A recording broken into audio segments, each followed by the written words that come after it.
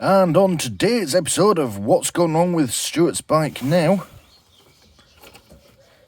I believe that to be slightly out of specification. Yeah. Only tightened it last month as well. Fucking hell.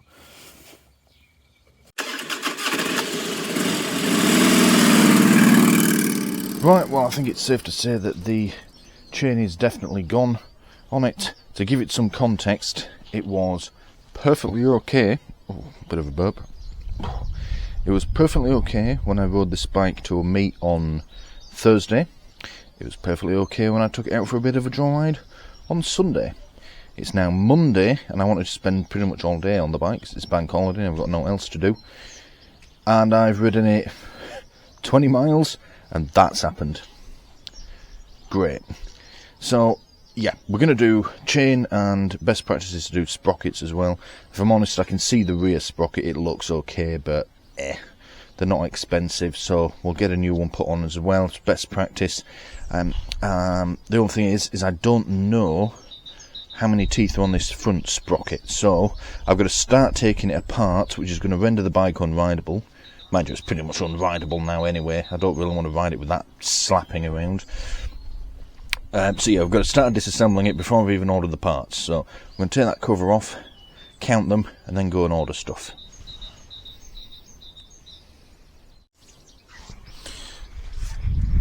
Right, here we go.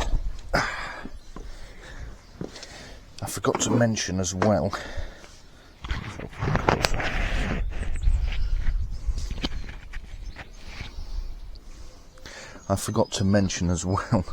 Whilst I was out riding, if you're in any doubt of your chain being this slack, if you doubt at all that that's a problem, yeah, not only could I hear it rattling away, but there was one point I thought it had come off, where there was this horrible sort of clacking and clattering and grinding noise, and the engine is revving up, but I'm not accelerating. Then all of a sudden it grabs, and away we went.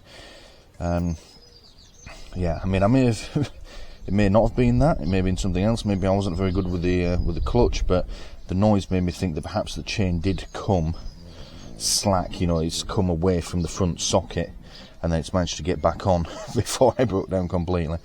Also, there were times when I'm riding it home. I basically just, what is it, Archer?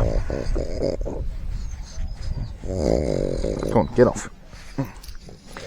Also, there were times when I was riding it home, because I've only been to the cafe on it. There was times when I was riding it home, I noticed that it was almost impossible to get smooth acceleration.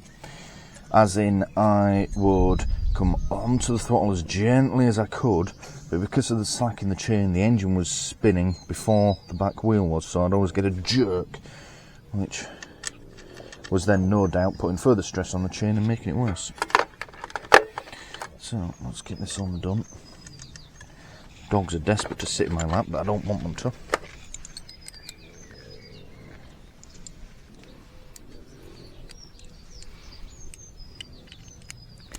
I do like the heads on these little nuts that are on here though. They have the Lifan logo stamped into them. Nowhere else on the bike is like that. That's a nice touch.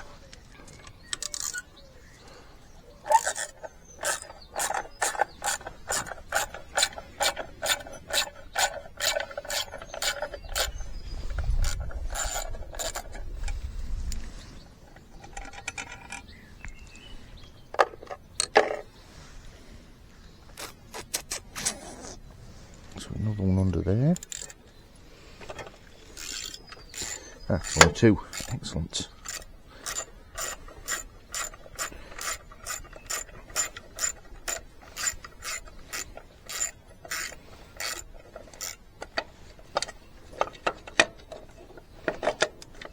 Oh, what?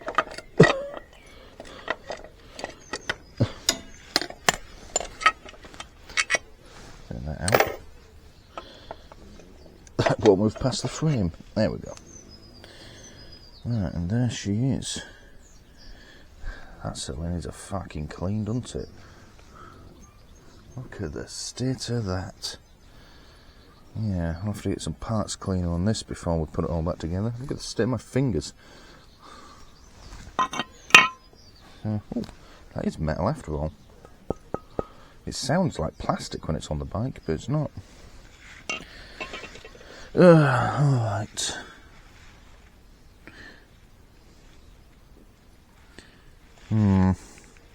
See, I was about to say the sprocket isn't in too bad of a condition, but if I look closely, the teeth are worn on it.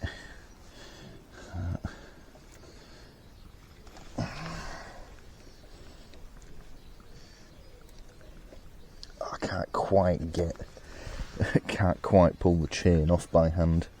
That would have been an excellent demonstration of just how loose it is. It is going to have to come off though, so that I can, count the number of teeth on it. So let me see, is that? No, naturally.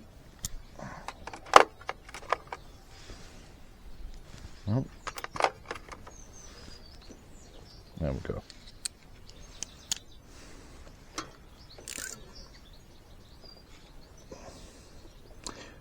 Okay, that's not good. How am I going to undo this if it's rotating it? I can't reach the back brake either. Or can I? Yes, I can.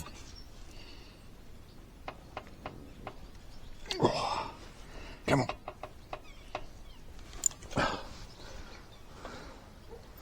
Alright, let's just get that.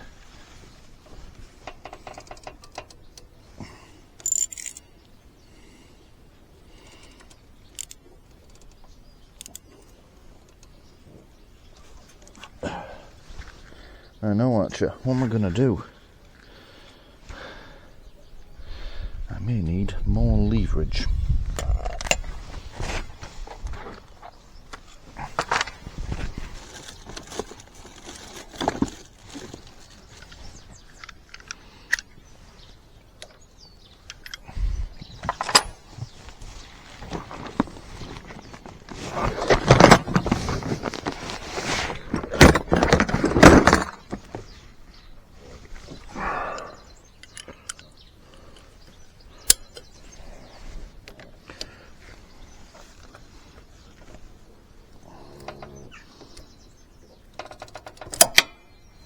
I think that went. Yeah, there we go. Just crack the other one.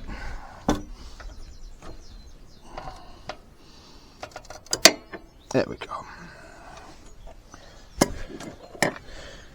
What was it they say? Give me a lever large enough and I shall move the earth.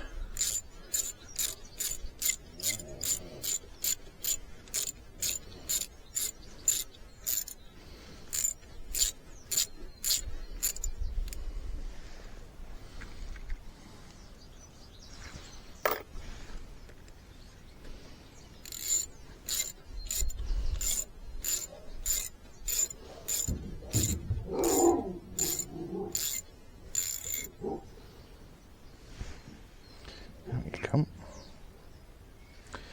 There we go.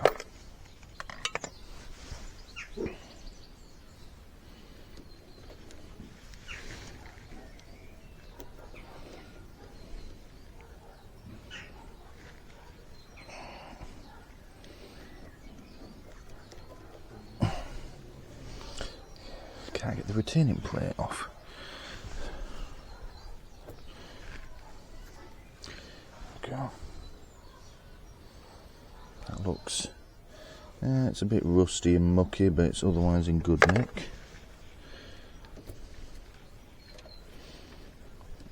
That's it, off you come. There we go.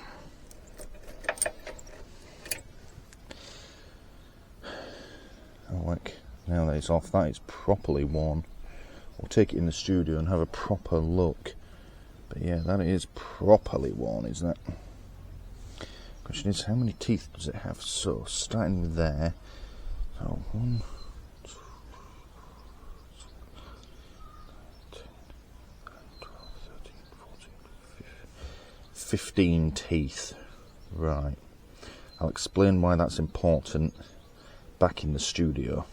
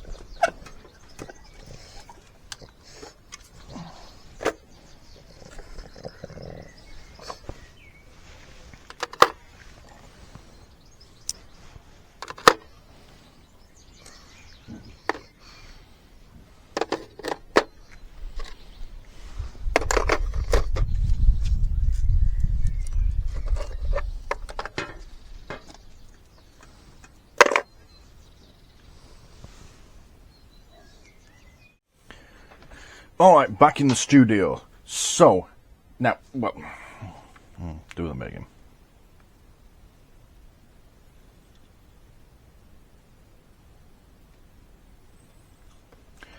Alright, back in the studio. Now, it's been 6 days since the bit that you watched just a couple of seconds ago, and the parts that we need, or that I need, rather, I keep saying we, you're not doing anything, I'm doing it all myself. The parts that I need have arrived. They came, I don't know, midweek, but it's now Sunday and I'm finally in a position to start doing something about it. So, what has arrived?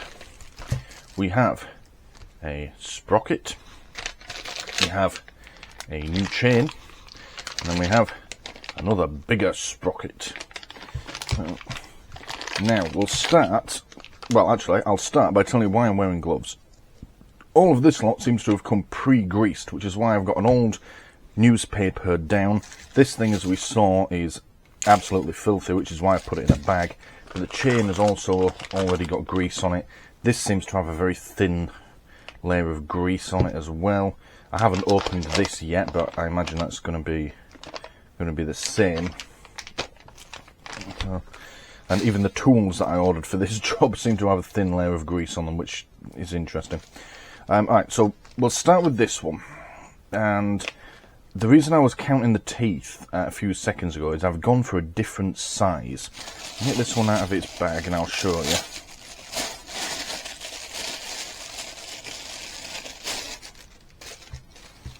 Well, that's why I'm wearing gloves. This stuff doesn't seem to come off my hands very easily. Yeah. Alright. Now, these are my two front sprockets. Old and new, as you can probably tell by the colour of them alone.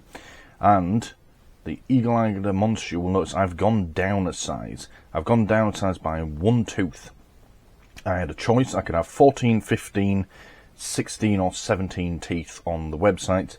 And I chose to go down a size 1 tooth. Now, what does that mean for the bike and why have I done it? Well, I needed a new sprocket anyway. We'll have a closer look at the state of the teeth compared new to old as to why you have to do that. But the reason being is my motorbike has a top speed of, I don't know, 60 to 65 in 4th gear. That's an issue because its top speed in 5th gear is about 50 to 55. Quite a considerable amount slower. You wouldn't have thought it'd be like that. You'd have thought, you'll go up a gear, go faster. But no, it's really weird. Now, the absolute red line on that bike is 10,000 RPM. Right? I normally try and change when I get to 9 or earlier, because I don't want to rev the arse off my bike the whole time. So now, if I am absolutely flat out in 4th, it will be doing about 9.5. If I really pin it some on the downhill, it will go up to 10,000. But it's absolutely screaming at me by then. And it's doing, well, at 10,000 in 4th, it's probably doing a bit over 65, probably closer to 70. Right? I then change into 5th, right? And the revs drop to about 6.5, 7,000. Which is okay if you're not that fussed about what speed you're travelling at, because the bike quietens right down and you're just gently cruising along. The problem is it can't maintain that speed at those revs. You start to lose speed. You go up even a very slight incline, sort of incline where you would barely notice it if you were walking. But yeah, slight incline, you go around a corner and the wind is blowing on me, I start to lose speed. It can't maintain it. I'm full throttle and I'm losing speed, and eventually I have to change down into 4th, pin it, get back up to the speed that I want to be at, which most of the time is 60 mile an hour, because I can't go on motorways, and 99% of the roads around here are A roads anyway, A roads and B roads, where the limit is 60. So most of the time that's the speed I want to be doing, so I have to absolutely pin it in 4th, get it back up, and then my choice is stay in 4th, revving the engine harder and then obviously using more fuel and more wear on various things, or change down to 5th and hope that it maintains the speed for as long as possible before I have to keep doing it. And there have been times when I just want to get home, so I just leave it in 4th and just go. And that seems wrong. The jump, the gap between fourth and fifth seems to be too big. Because as I go up all the other gears, first, second, third, and then into fourth, we don't have that massive drop in revs. It's only about 1,000 RPM to 1,500 that it's dropping by. Going fourth to fifth, it seems huge. And what I've worked out by paying attention as I ride it as well is, all engines have a power curve, and at certain rev ranges they will make more power than at others. For example, my my main car is a 1600 diesel. That makes the majority of its power between 2,000 and 3,000. Now you can rev it up to 4,500 RPM. These are obviously much smaller numbers with it being diesel. But it doesn't really feel like it's accelerating that much anymore. You're just making noise. If I go through the gears, keeping it between 2,000 and 3,000, the car can absolutely fly. But revving it up to the red line, it doesn't feel like I'm going any faster. That's because its main power curve is between 2,000 and 3,000. And that's because the turbo kicks in at about 1,800 RPM, and it's just right where it can really make the most of that low-end torque that you get with diesels. Motorbike engines, obviously slightly different. They tend to make a lot of their power high up in the rev range. And I'm not a motorbike mechanic, and I am very new to biking, but it seems to me, with my experience with engines in general, that we're dropping off the power curve, and unless I can find a way to get the bike up into that rev range whilst it's in fifth gear, there's no way to get around that. I'm going to drop off the power curve, and then I'm just going to start losing more and more speed. Unless I start going down a hill or get a tow off someone, the only way to get it back is to drop down the gear, get back on the power curve, and accelerate again. So that brings us on to these. What I'm thinking with these is, now when you go down a sprocket size on a motorbike, on the front sprocket that is, you're changing the gearing of the bike. So this, being smaller, will have to spin at a higher rate than this in order to make it move. That's just how gears work. You have a small one, has to spin more often than this. So let's say this was, I don't know, 3 to 1. It's not 3 to 1, I don't actually know what it is, but let's say it's 3 to 1. So this spins 3 times, this spins once, and that translates to 1 turn of the back wheel, and I'm going at a certain speed as a result. By going down a size, this, right, will then have to spin at, say, 4 or 5 to 1. So 5 rotations of that to 1 of those, which then means that your engine and your gearbox and everything has to spin faster to achieve the same speed. You call it ground speed, or to get the motorbike going at that sort of speed. Now, ordinarily, what that does, because you're also changing the leverage. Now, it's harder for the bike to reach higher speeds. You normally have a drop in top speed when you do this sort of change, because the engine can only spin so fast. But it does, smaller gear to a bigger gear, you're changing the leverage almost. Like when you saw a minute ago when I had a little span and I went to a big one. That's essentially what I've done, but in gear form. And what that means is that your acceleration is boosted. You will accelerate much, much faster, but you sacrifice top speed as a result. If you go the other way, if you go from a small one to a big one, you gain top speed, but at the cost of acceleration. Now, what I've heard some people doing is they just want the bike to go faster, so they make these bigger. They're not that fussed about acceleration or anything like that, so that's a fair trade-off for them. And if your bike has ample power, as in it's a large engine, then that's fine.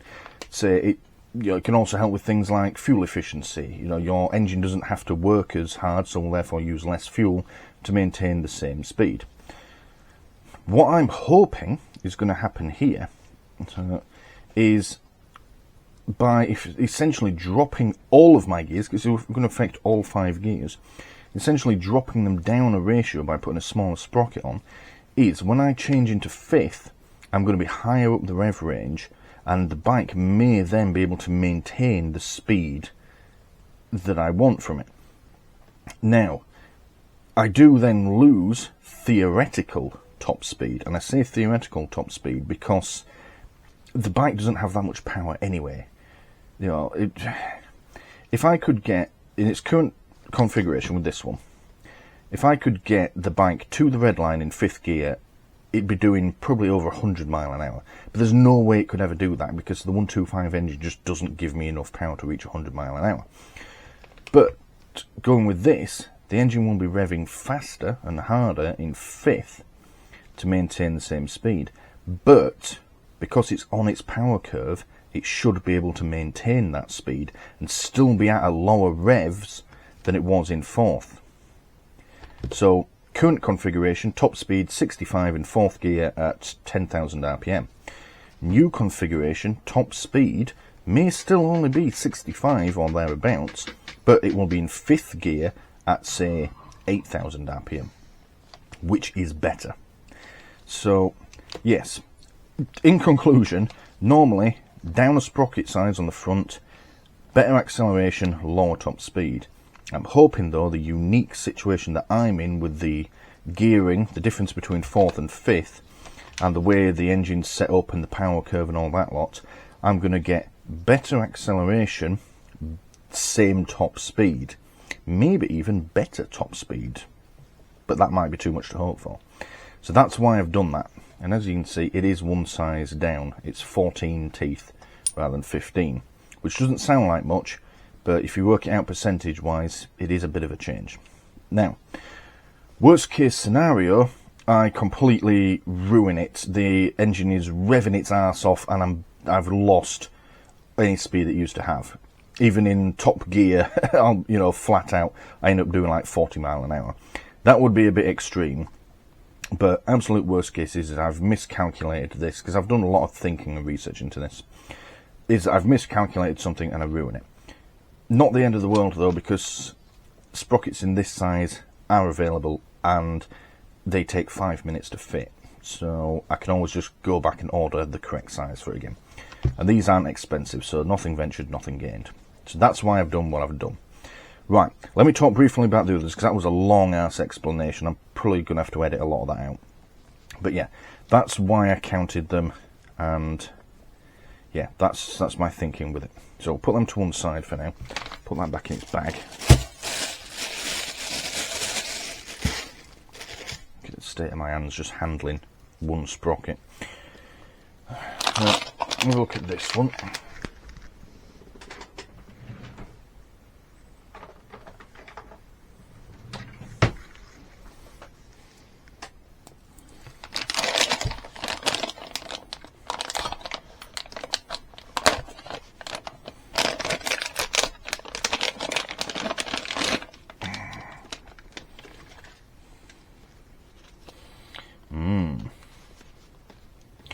Well, that's me back sprocket. Isn't that nice and shiny? There's no grease on it either. Well, it probably is now that I've handled it.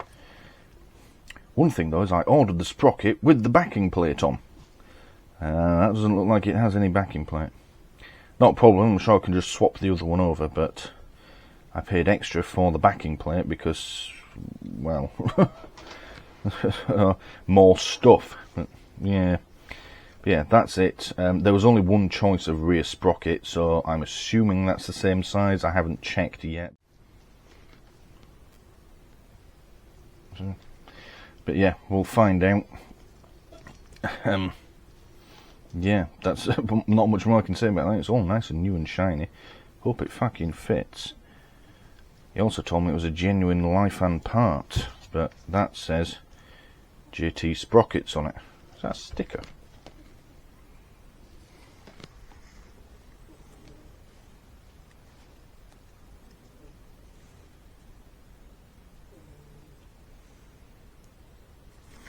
Yeah, it is. It's a sticker. I'll have a think as to whether or not I want to put that on my bike. We'll see how good this sprocket actually is before I do that. Right, and the last thing is the chain. Now, again, I ordered, this was listed as a genuine Lifan chain. As you can see, it's JT again. Again, not a problem.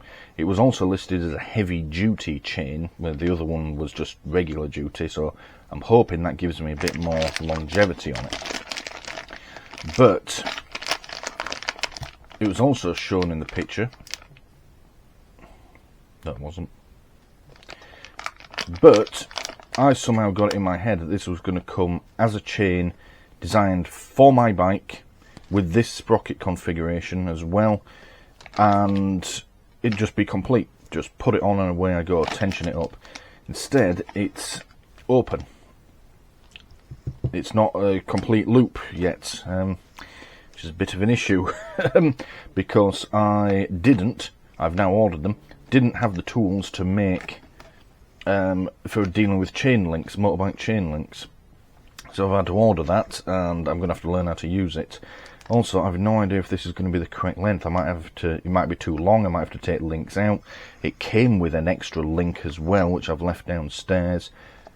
Maybe it'll be too short, I don't know. So yeah, it's already more of a job than I thought it was going to be, because I've got to make the chain myself. I was hoping it would just be ready-made straight on. Never mind. At least I know I don't have to order genuine Lifan chains anymore, though. Now that I've got the tools and we're going to go and learn how to do it, then I'll just order any old chain next time. Right, it is a gorgeous day outside, and as far as I can tell, my neighbour's finally stopped mowing his lawn, so we're going to go out and get it done. We'll start by putting the sprockets on. We'll do the front one first because it's partially disassembled already, and then we'll do the back one because getting all that back wheel off is probably going to be most of the work. And then we're going to do the chain. I'll show you quickly the tools that I've bought. This was next day delivery off Amazon. It's cheap as chips. As long as it does the job, that's fine, because I don't plan on doing this job very often. I'd really like it if I didn't have to do that. But yeah, that's what we've got. Chain pressing tool. I'll be honest, I don't currently know how to work it. I could probably have a go and figure it out. What I'll probably do instead is go and watch some YouTube videos about how to work it, and then we'll get it put together. But we're going to do the sprockets first. Right, let's go back outside. Almost forgot, I've got to take my gloves off now. Let me move you in a touch. We're going to have a quick look at the teeth on this thing. I might be able to show you the same on the back one if it's suffered the same fate. But if I line them up like that, and can I get you any closer?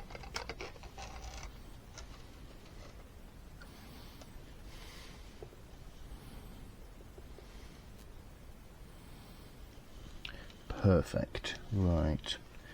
So flip that over. Oh no, it goes that way. And let's see if you can see it on there. Look at the shape of these teeth, dead on, this top one, then compare it to that one. You see the difference? Notice how this side is worn smooth. It looks almost like the spoke is bending over. It's more of a wave shape. Now if you continue to wear this, eventually that will wear right over, and it will also look like a hook coming over. Now if the chain was okay, could that keep going in that condition? Yeah. If I just chose not to change this and put a fresh chain on it and leave everything else, would it be okay? Yeah, it probably would, but the chain may not last as long, and come the next time it's almost certainly going to need doing. So best practice, you're taking them, you've got to take it off anyway. I had to take the front one off if I was going to get this chain off. So yeah, worst case, you may as well just change them. They're not expensive at all, really. But yeah, that's why you do it. Also, this is properly grotty. So yeah, I hope that answers the question. If anyone's wondering if they really should or shouldn't, just get a new one and compare them and you'll see the difference. Yeah. Right, now let's go outside. Oh, look at me bloody fingers. This is only going to get worse.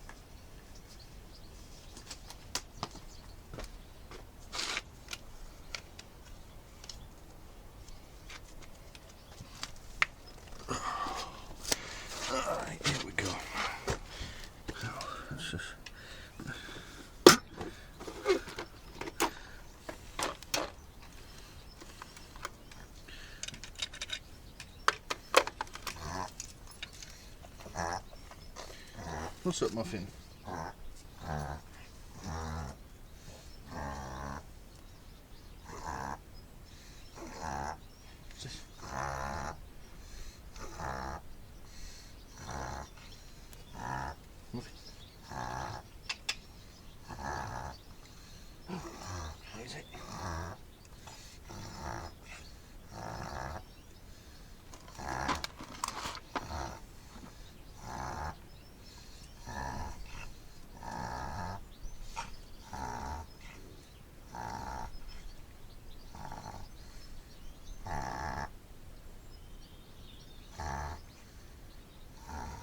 Muffin, come here, girl.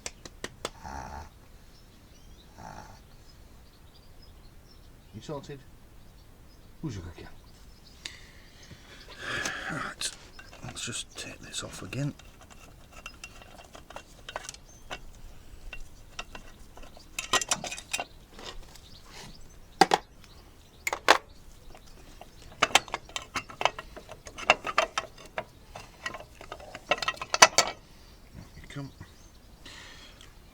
I'm gonna go out tomorrow and get some brake cleaner, clean that shit up, because that is, well, it's an opportunity, but it's also minging. Alright, yeah, I could do be able to clean all this lot, but I'm completely out of all sort of spray cleaners. And it's about 8 o'clock on a Sunday evening, so it's not really an option to go and get any more. Tell you what we'll do, we'll put it on anyway, just to make sure it fits okay.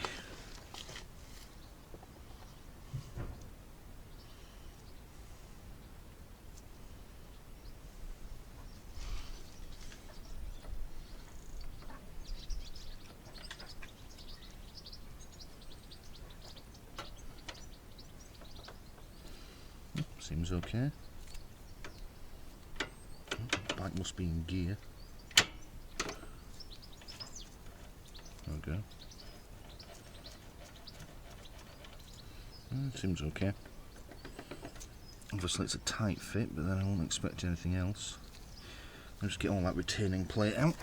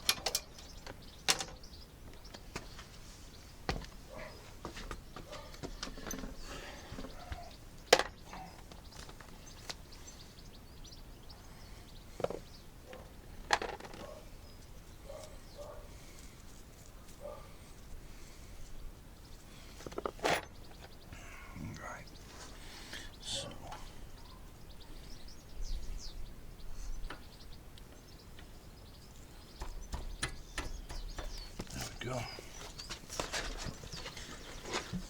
Now the way it worked is that plate then went on a particular way and then it rotated. I don't know if you can see. I'll take it back off. I've got this little cutout in the teeth. What's up, Muffin? The idea is your sprocket goes the other side of that. That then goes in there and rotates somehow, if you can line it up properly. And then there's no way to get that out because that then screws to your sprocket to stop it rotating. So there's no way your sprocket can come away. So,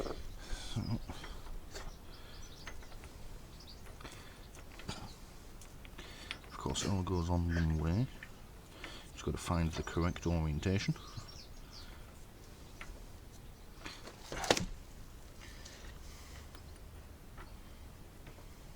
There we go. Then just nudge it on, don't need to hammer it or anything. If you have to hammer it, it's probably not going to fit properly.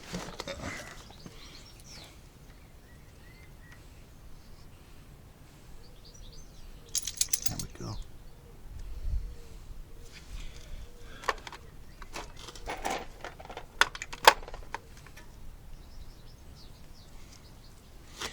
And of course, because this plate, now that you've twisted it, can't move backwards or forwards, it stops your sprocket going, not just coming off the end, but also going further in, so it keeps it exactly where you want it to be.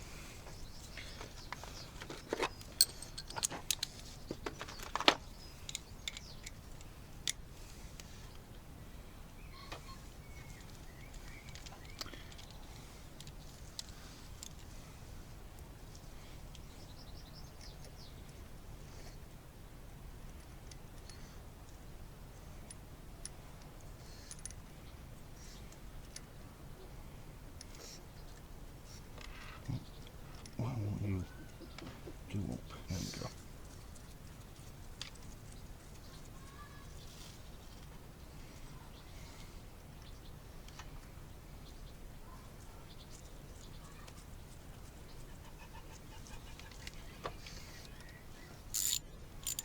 Right.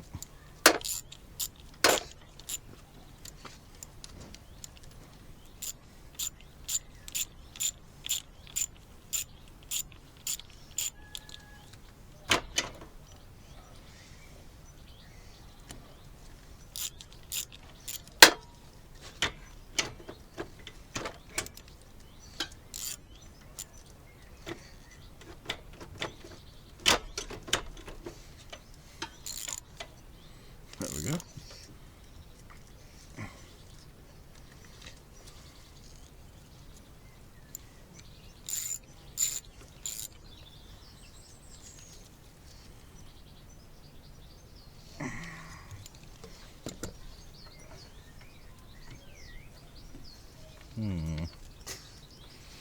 I have to say, I'm not overly impressed with how much that wobbles. That's a bit disappointing. I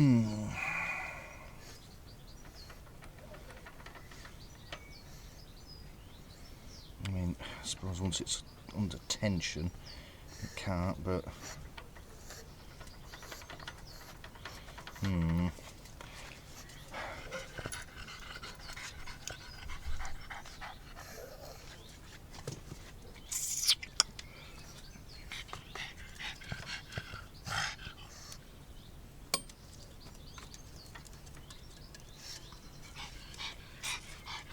Not overly impressed with that.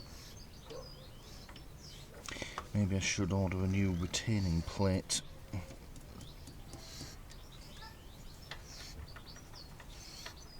have to do some research on that because I don't remember the old one rotating that much.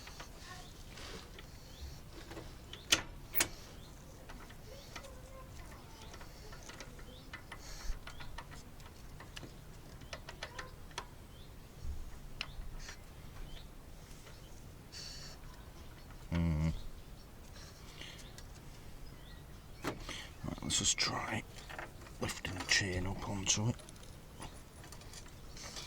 No, we can't do that.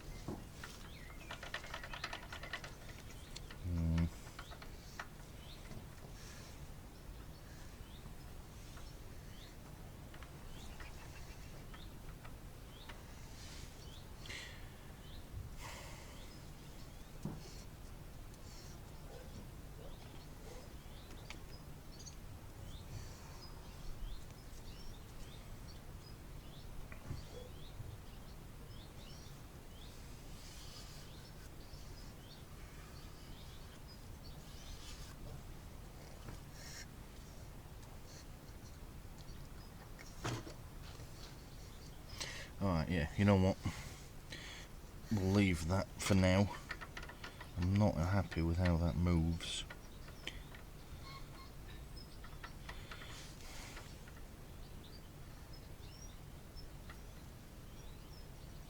But then again,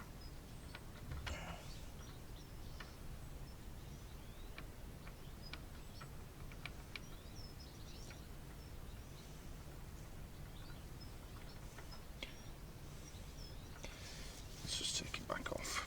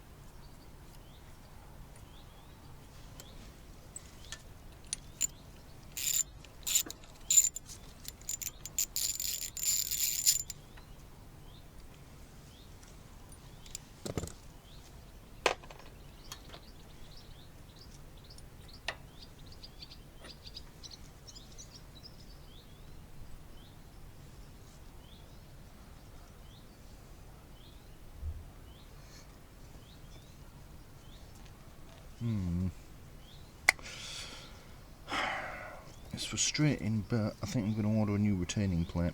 Probably should have done that the first time round. But yeah, it's hard to tell. Yeah, I get the feeling these little teeth on here are worn out, which is why it's allowing it to move on this spindle. I think that's what it's called anyway. That's frustrating because it's going to delay this job possibly for another week, because I'm working all week after today. There's no way to get one of these on a bank holiday Monday, so all the parts places are closed, and I'm working until next weekend. That's frustrating.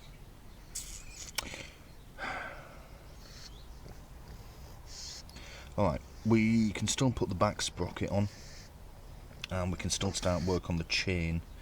It's just that that'll have to be our cherry on top. Fuck's sake.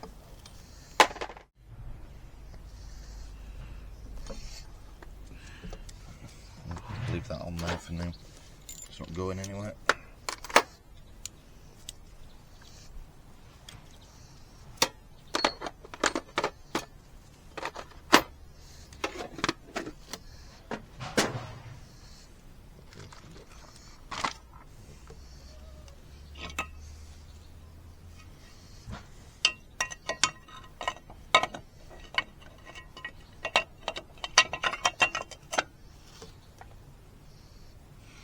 I'm going to keep putting this cover back on loosely because I want to try and just protect what's in there from the elements.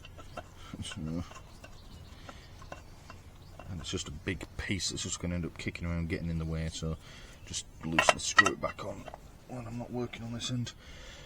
Alright, change of camera angle. Let's see what we can do about the back bit.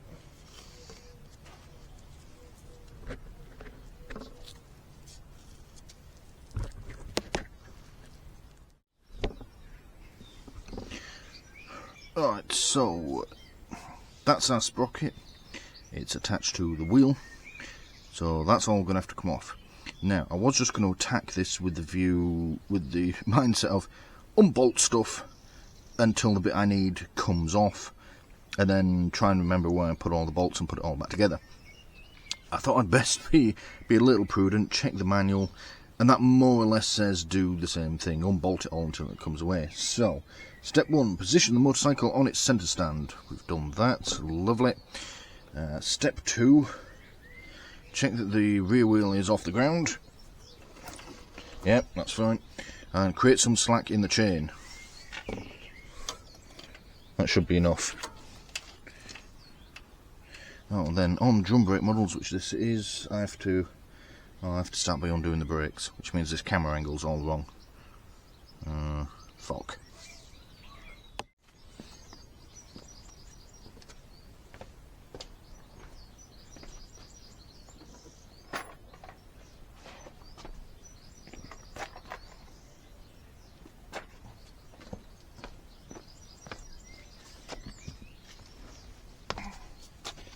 I will have finished adjusting all this back brake like 2 videos ago, and I'm going to have to do it all over again. That should do the trick.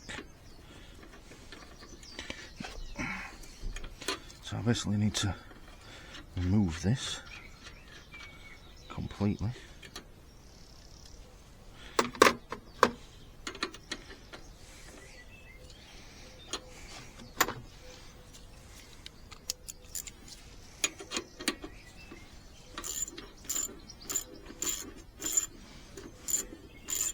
What I might do is take the opportunity whilst all the back wheel's off to give the rear brake a good service, because it has been binding somewhat recently. Nothing noticeable when you're riding, but yeah, enough to stop the wheel just turning freely when it's off the ground. So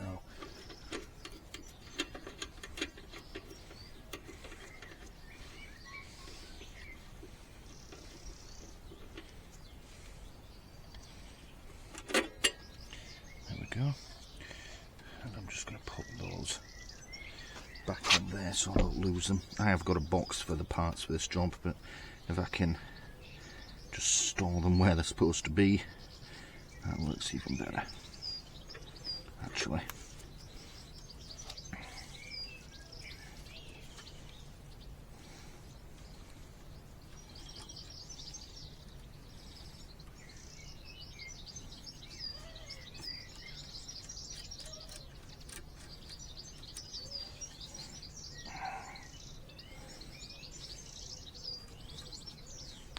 Right, next step.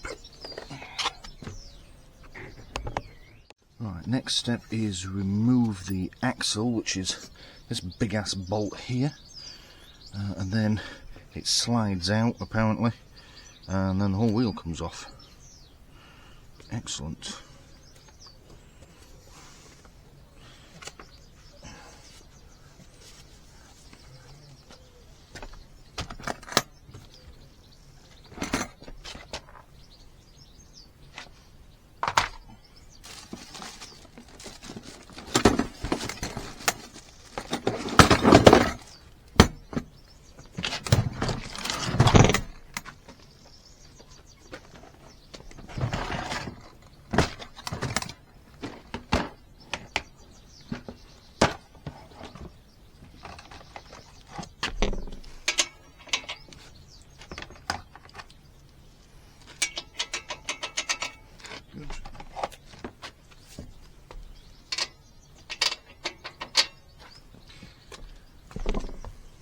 Forgot about this. There's a nut or a bolt on, obviously, on each side. They are different sizes. One's a 21, the other's a 19. Now, I don't know if that's done on purpose or not. I mean, there's 2 ways of looking at that. It could confuse the hell out of you, or if you're an amateur mechanic like me, you only have one socket set. So, being different sizes, you're guaranteed to be able to undo it. How cool is that?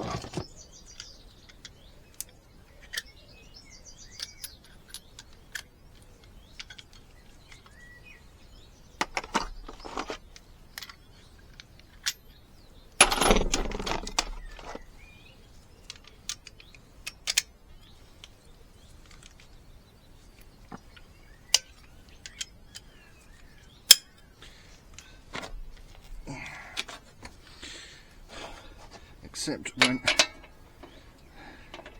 Right, that's okay. Other side.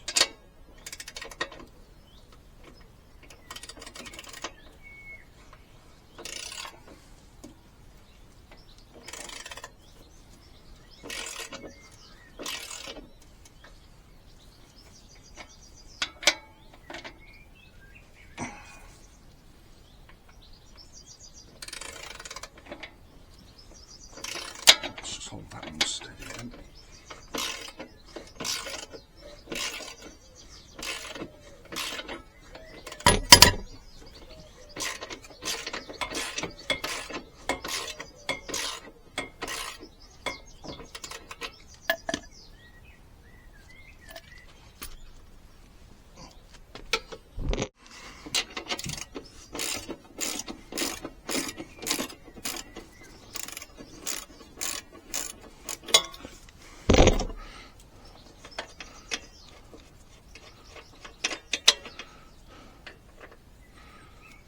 Sweet.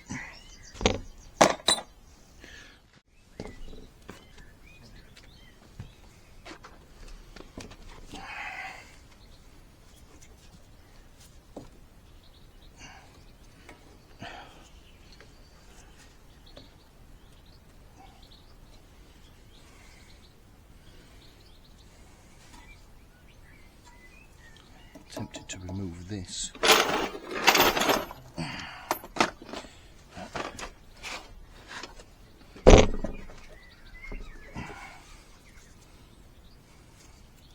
That's supposed to slide out, but it won't. It's stuck.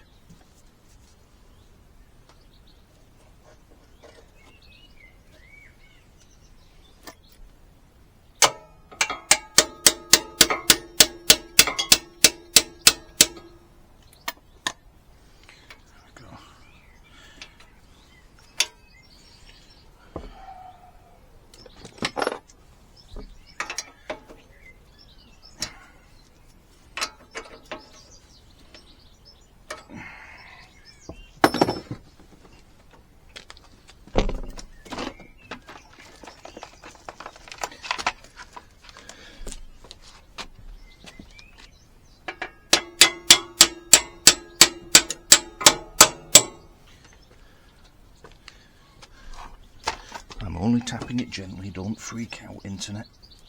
Oh, it still doesn't want to come out though. I need something to lever it off with.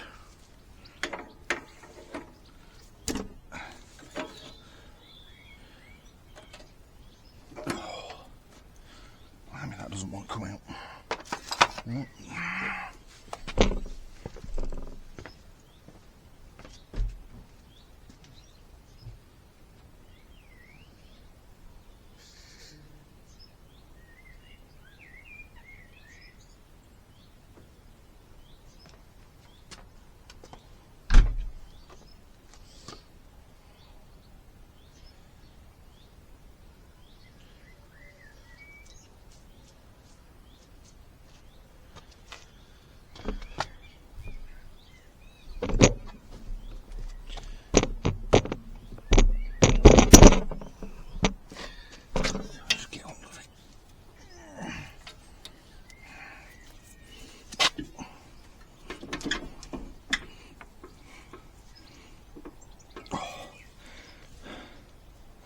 I know it's the axle and everything, but fucking hell, I've unbolted it for crying out loud.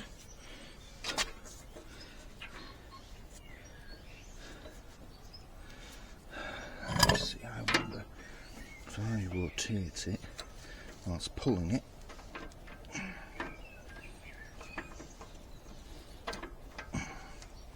That's not going to work.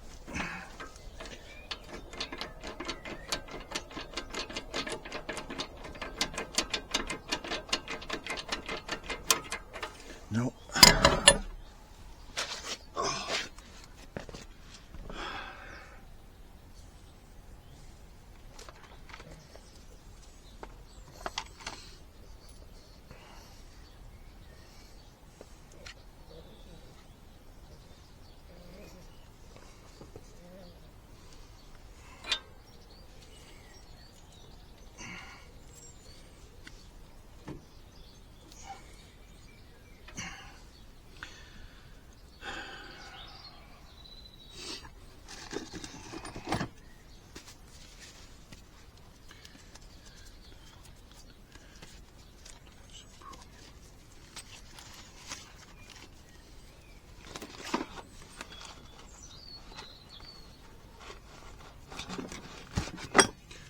find my nice pry bar, showing us how to use spanners. Oh, there we go. That moved a touch.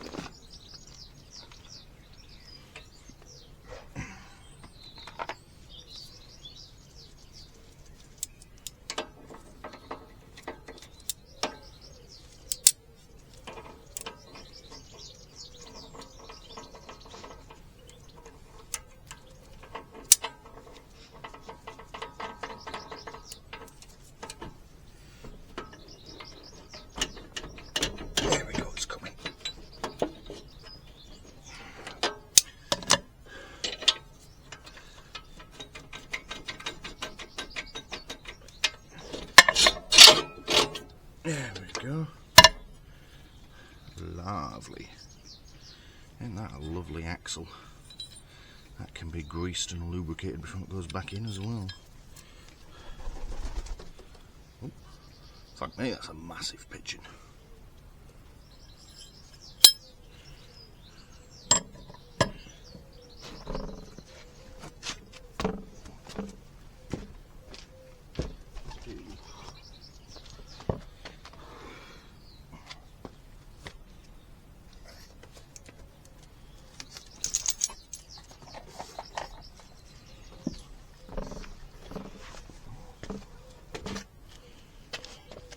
Right, I'll put that on there like that, put that on as well, keep everything together. Last thing I want to do is lose a fucking axle nut. That is a somewhat mission critical part. Can't go out with my axle nut bolted on, that would be insane.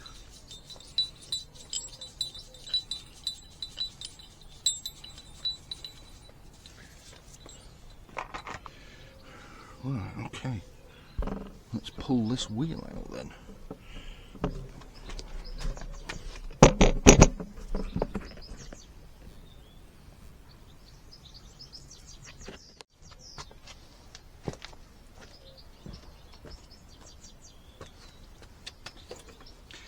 I can foresee another problem.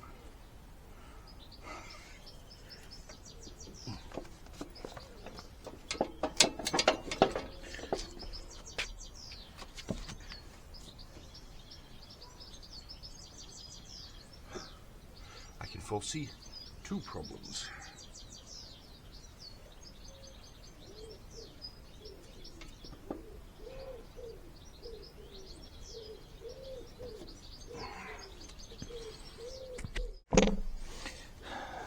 That needs undoing as well. Fucking hell. You can't see it, but there's an arm that goes, that attaches to this plate here and goes up onto the chassis, not this swing arm here, up onto the chassis. Oh, they look nice and new and shiny, don't they? And presumably as the suspension moves up and down, it's rotating this plate and doing something to adjust how the brakes work and interact. Let's get similar things on cars. If you put 3 people on the back seat plus luggage, it's all going to sag down, so the rear drum brakes need to be adjusted as accordingly. The thing is, I need to figure out how to get it off. Looks like there's a split pin and a single nut.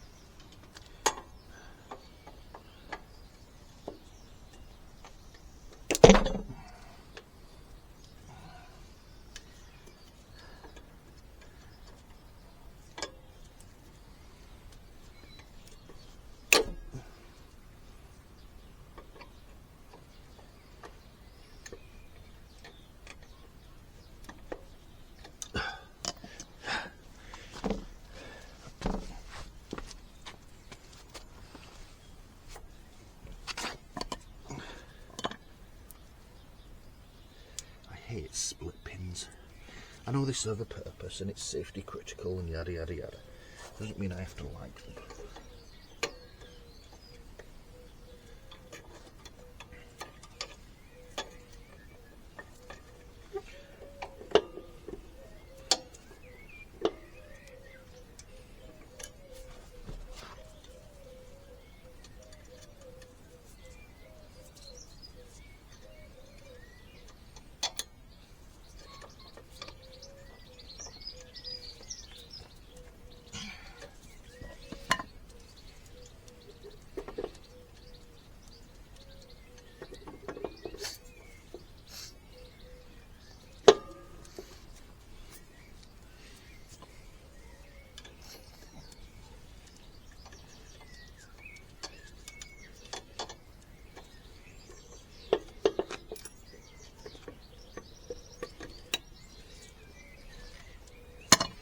Big guns time.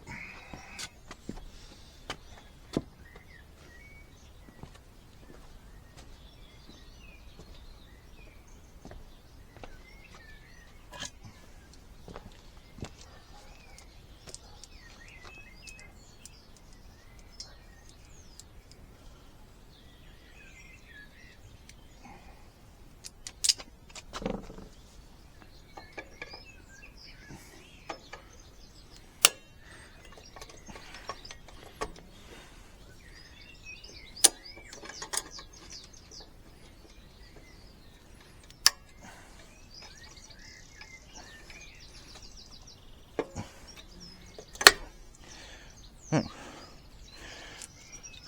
Well, that's one half of the split pin out.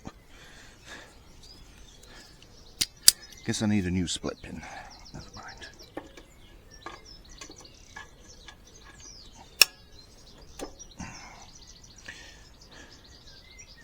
Fucking hell, that was never going to come out.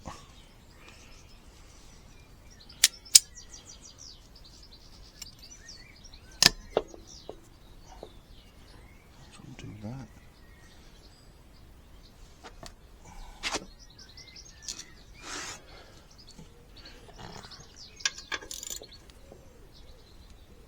Come on, off you come.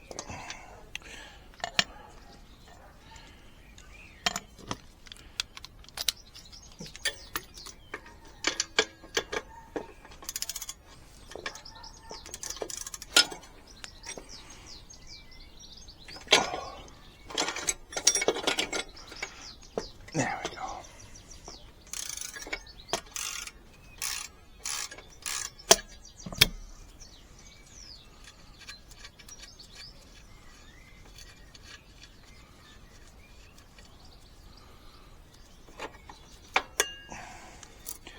Oh, the wheel is free. Put that back on there so I don't lose it. And, oh, but it doesn't clear the mudguard. Fucking hell.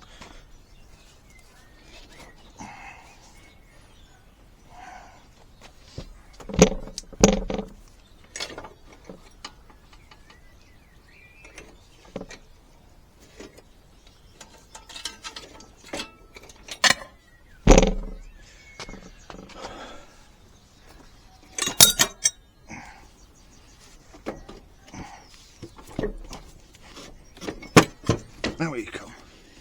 There we go.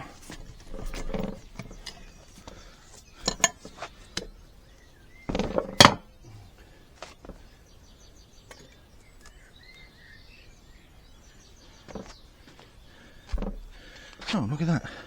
Just as I wheel it away, the sprocket falls off. Even better.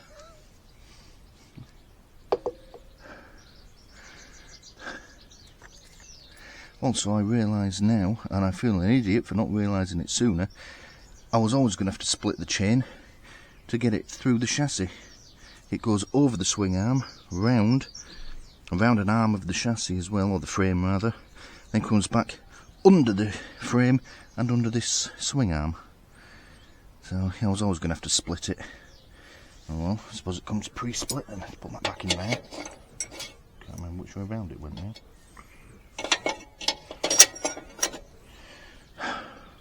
Alright.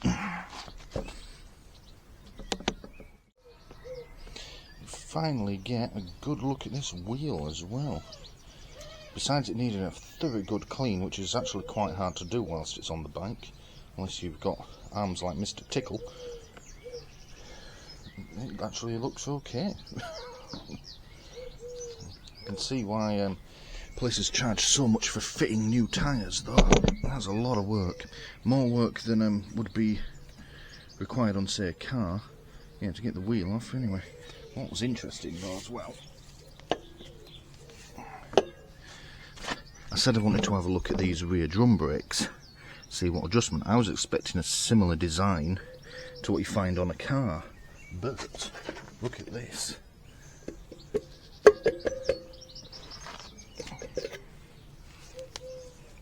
That's it. And all that happens is when this lever is pulled, it rotates that and pushes them out. Look at that. How cool is that? And it's very stiff to apply, and it doesn't retract back all the way automatically.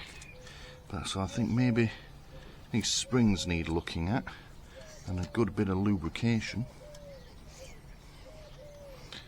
But the pads themselves look to be in good nick. The inside of there is in good nick as well. That's our wheel bearing, which I can't feel any roughness in that either. Yeah, lovely. Put that back on there right now. You're very much in the way there, Muffin.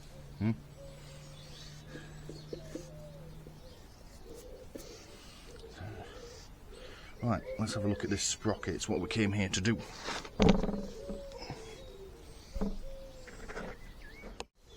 Right, I've moved to the garden step. Guess I'm aching after crawling around in the dirt. So this is our existing sprocket. That's the bit part of the wheel. This is our new one. So that's just going to sit nicely like that. Something like that anyway.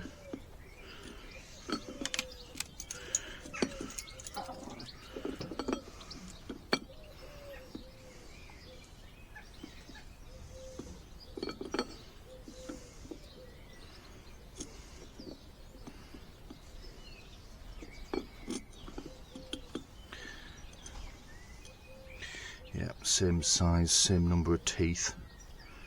Excellent. Interestingly, this back one doesn't look...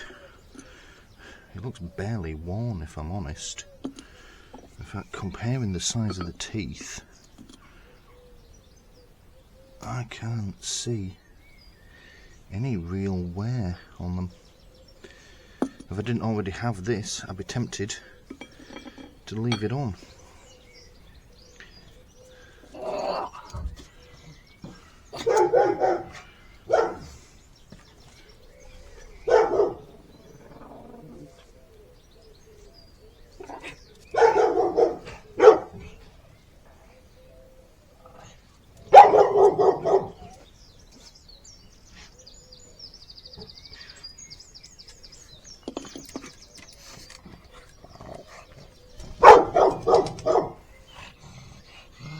Alright, Muffin.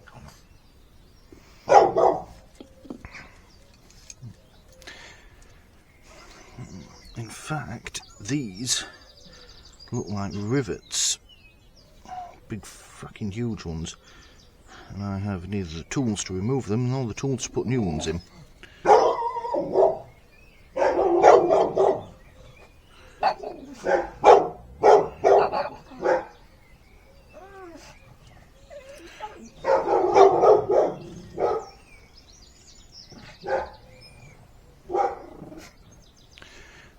So I am tempted to reuse this.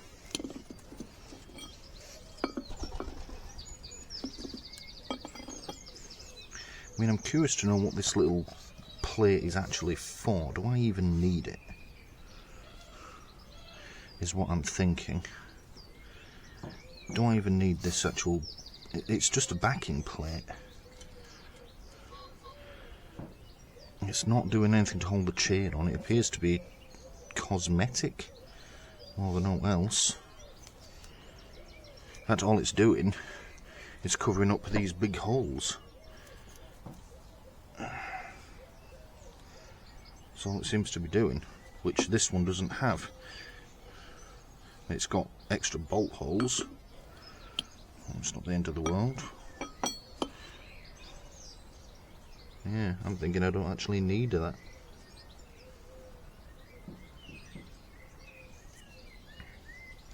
What do I need this plate for? Alright, let's just undo these nuts and we'll just offer this up for size. I mean, it looks to fit like that. Let's just check. Some of these holes are bigger than the others. Yeah. Alright, let's just see what goes on.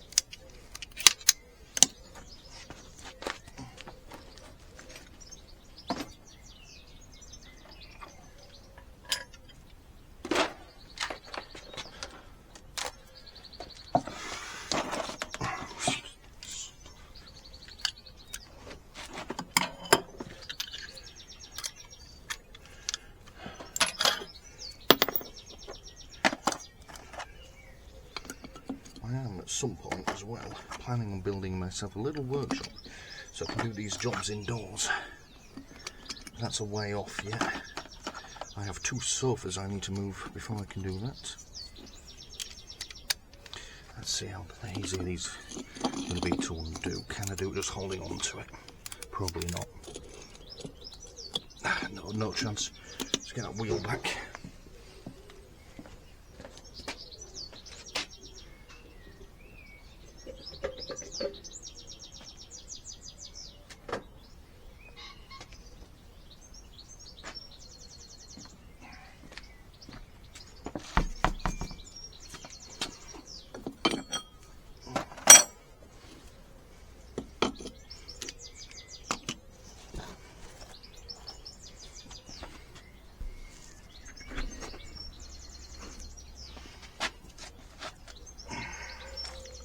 I don't know what type of tyre this is. A Kenda.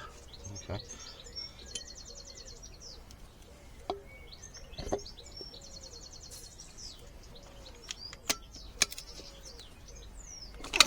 There we go.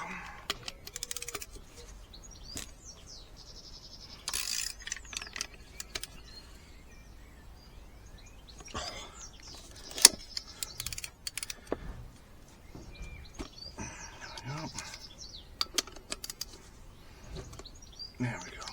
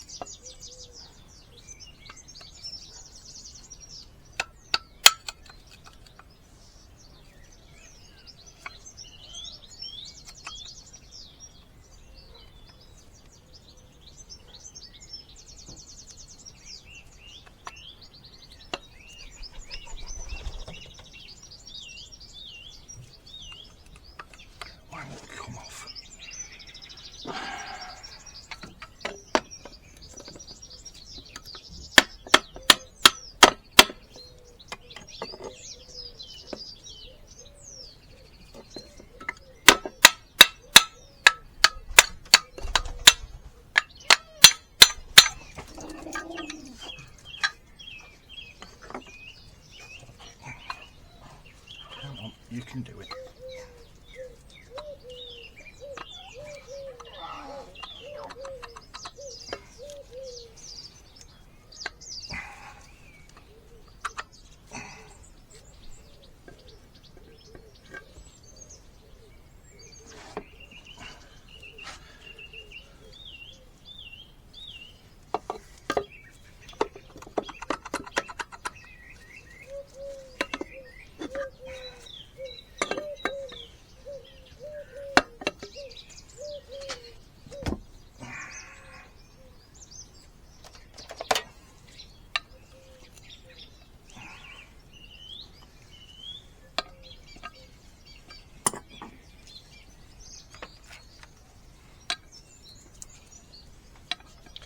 Not the correct tool for the job, but never mind.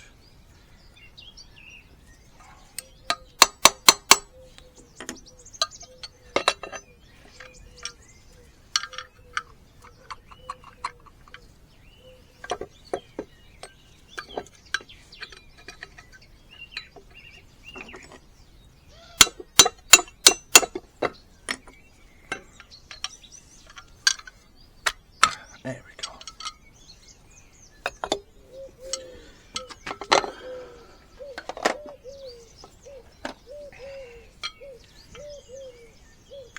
Now that I'm able to line them up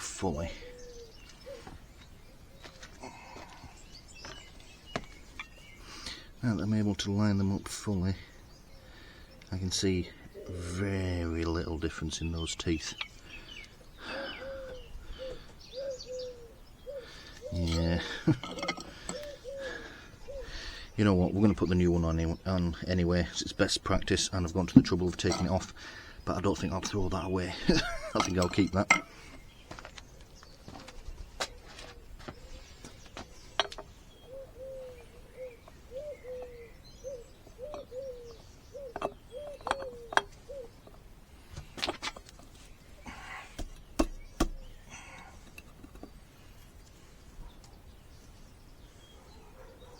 And yet, as far as I can tell, on this little plate that's riveted on, is blocking up these big holes in the sprocket.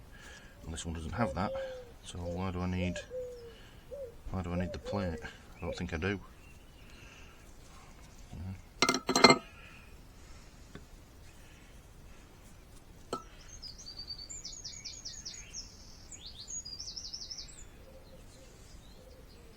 Let's put it back on then.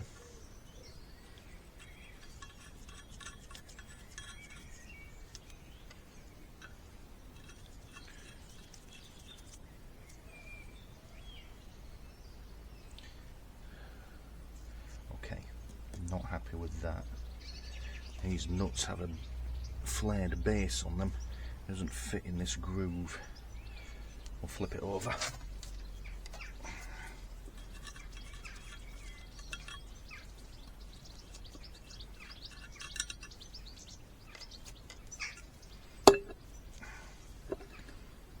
Oh, come on.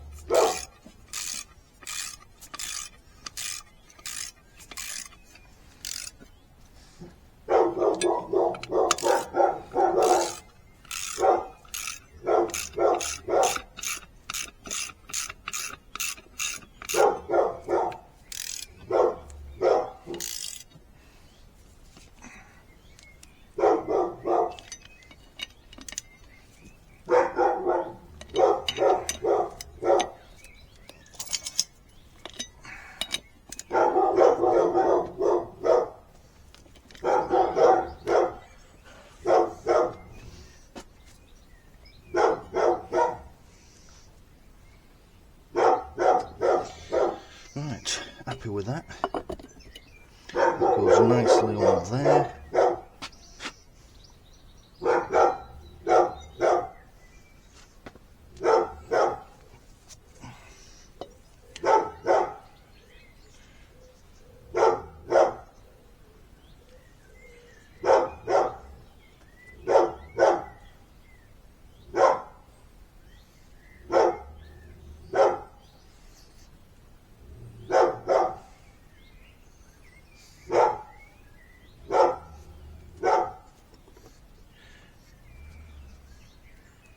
Right, happy with that. That goes nicely back on there. Looks alright. Yeah, it's obviously not a Lifan one like it was advertised. It's obviously a generic one, but it fits and it has the same number of teeth on. So that's what I wanted. Right, next stage is I need to get that chain off, and I also want to have a look at those drum brakes before. And I also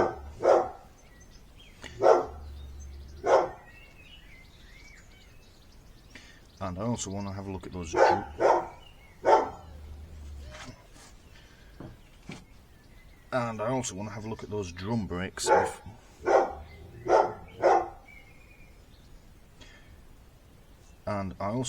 those drum brakes before I put it all back together.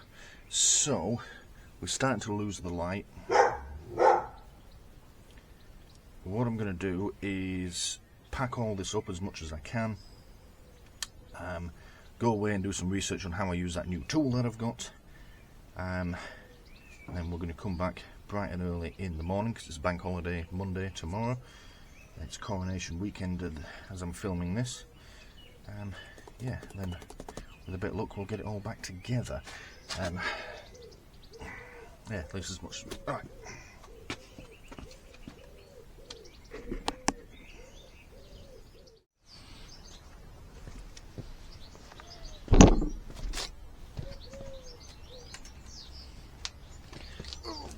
Alrighty then.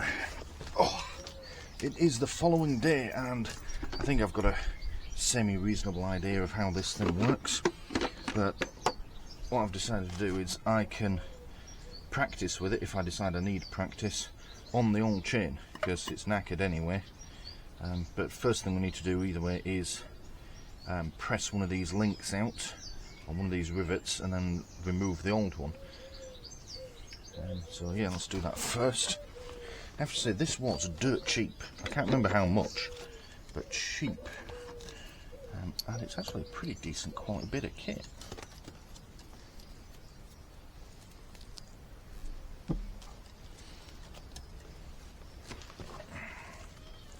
So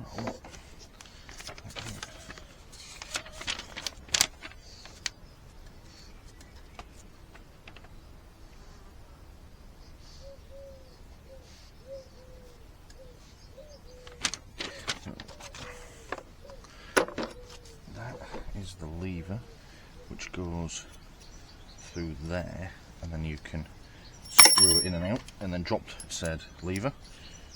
Good job there, Stuart. Okay.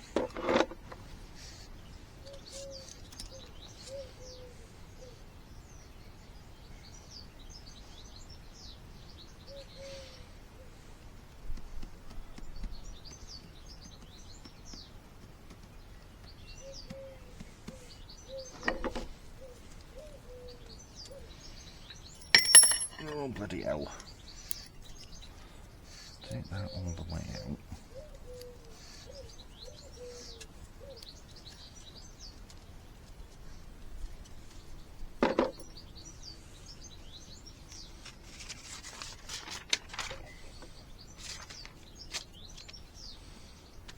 Okay, so braking chain.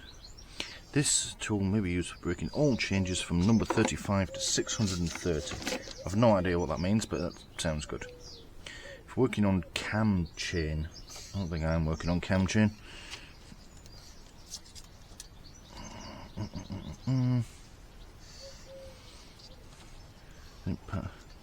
The rivet head must be ground off first. Oh, you are fucking joking. Hope not.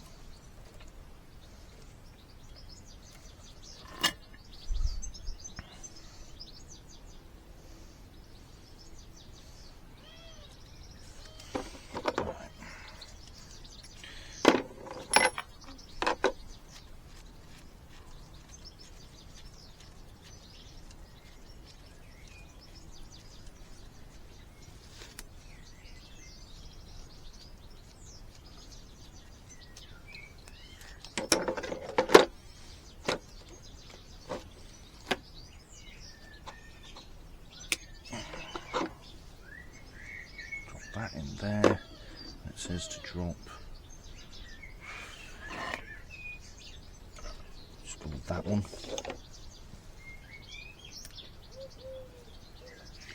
And then screw that in there.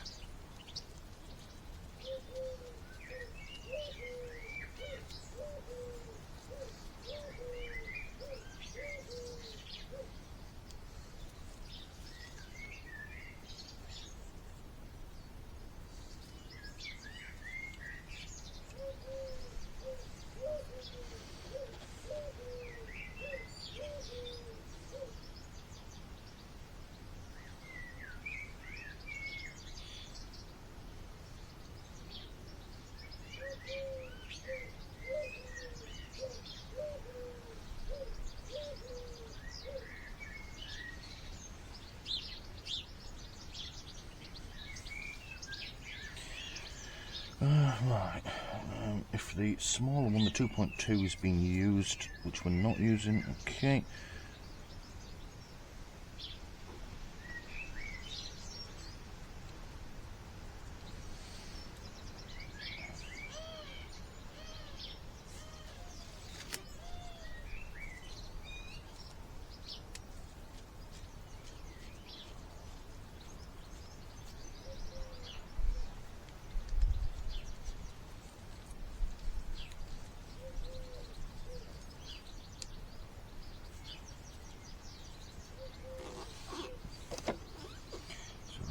So it says position it over there, and let's do it the other way around. Wind it in.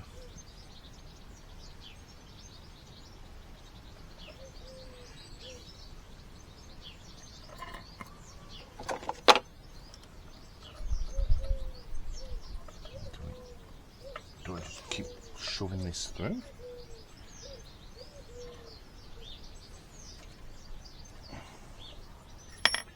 These instructions aren't making sense.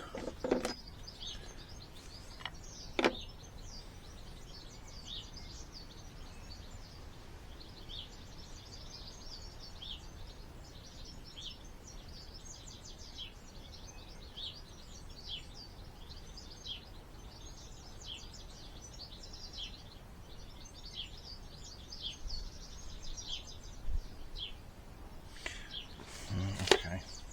Says this should be a smooth action, but it doesn't feel very smooth. Right, let's just undo it and try this again.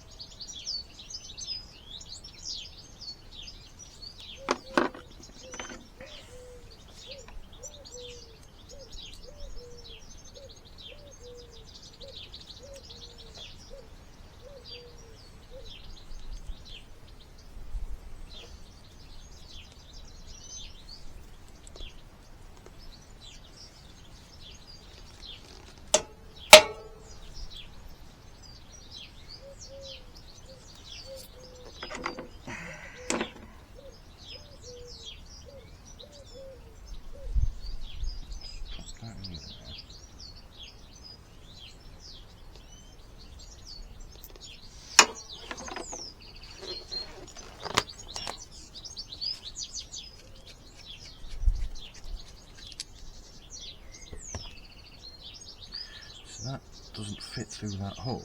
So, I see.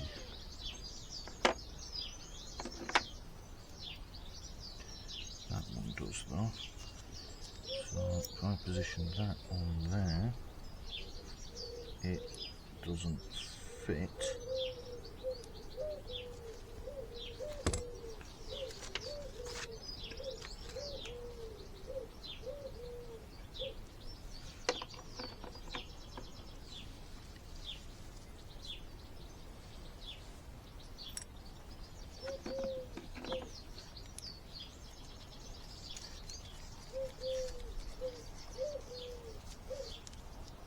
That's better. Right.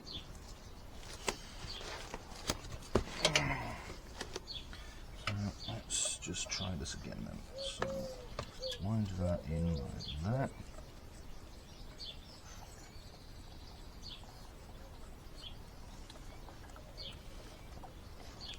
Oh, this works.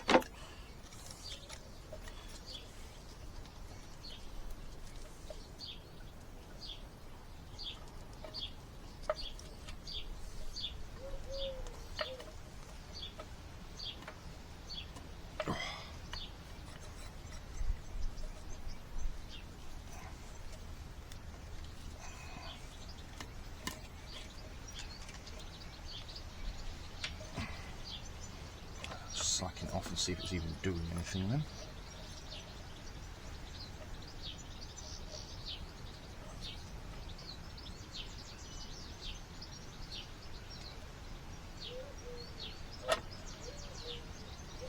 Well, it is coming out. I feel the link being pushed out the other side. Alright, let's carry on with it then. On the internet they make this job look so easy.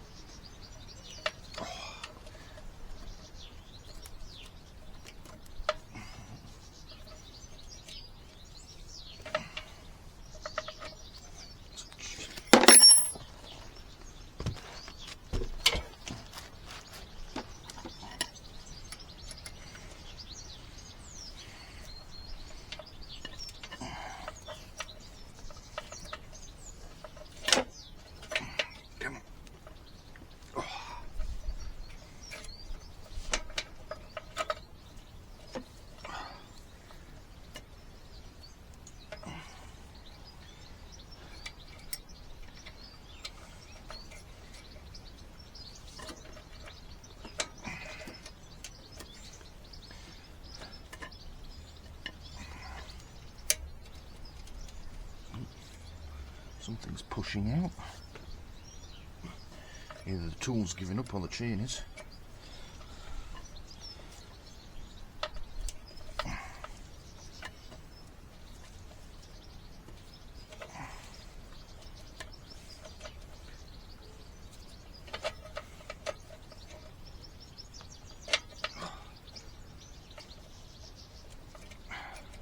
It's getting easier. Something's going.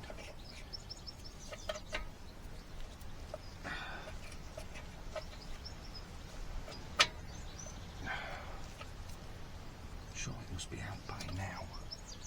Wound it in far enough.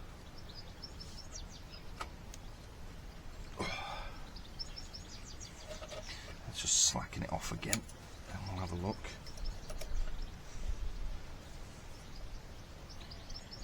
Tool's getting warm, so there's some serious friction going on, that's for sure. I can't get that one done now.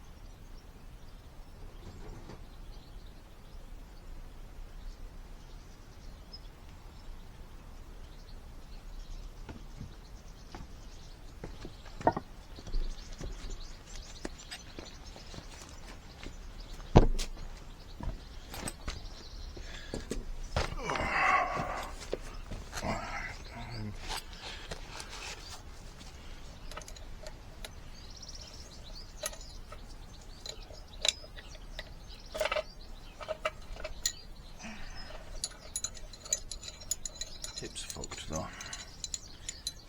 We've managed to break the tip of our tool. We'll just fucking got this thing. Great.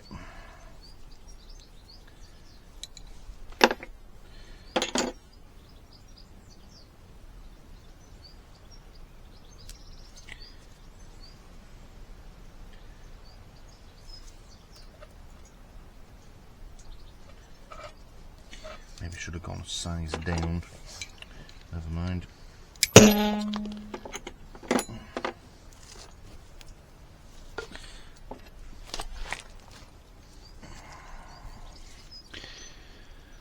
That's great, isn't it? Brand new tool. It's all bent and knackered. Alright, we'll go size down. That'll help press it out. No, get out of the way, Muffin.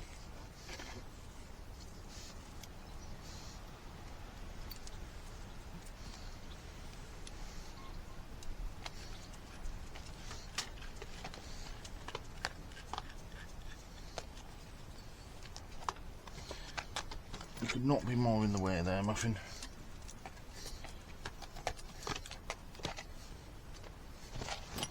Come, shoot.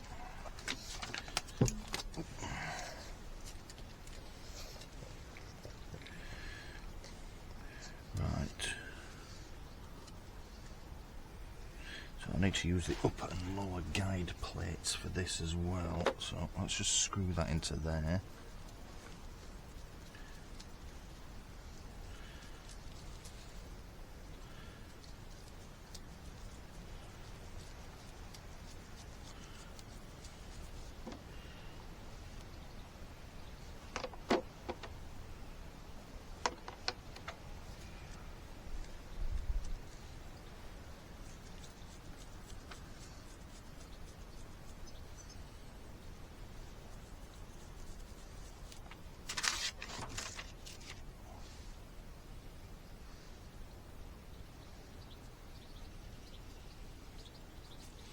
Right.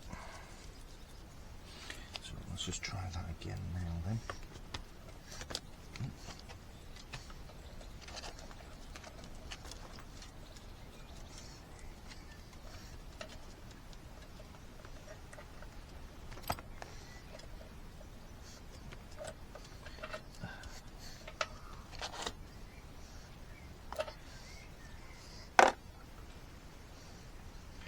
Discarding the bottom guide plate because the rivet doesn't fit through it, so I don't know how it expects me to do that. Right. Tighten that down.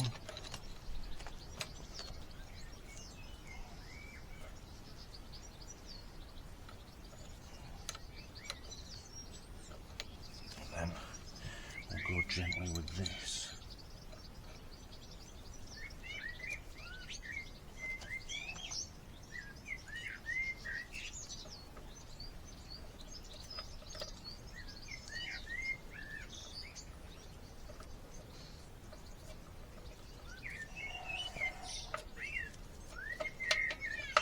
That is much smoother.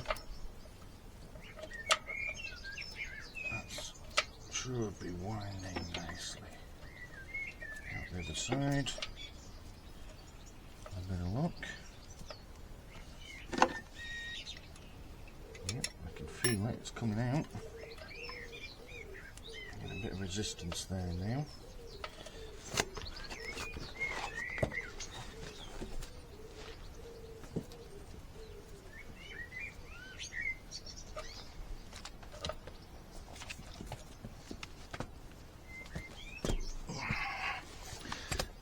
Let's just back it off.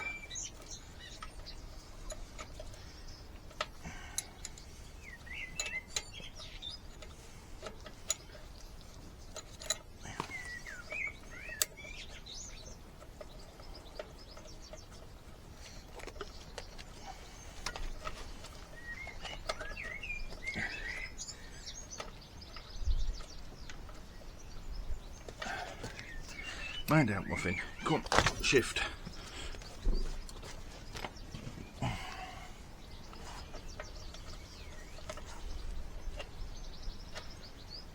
It's not on the way out yet.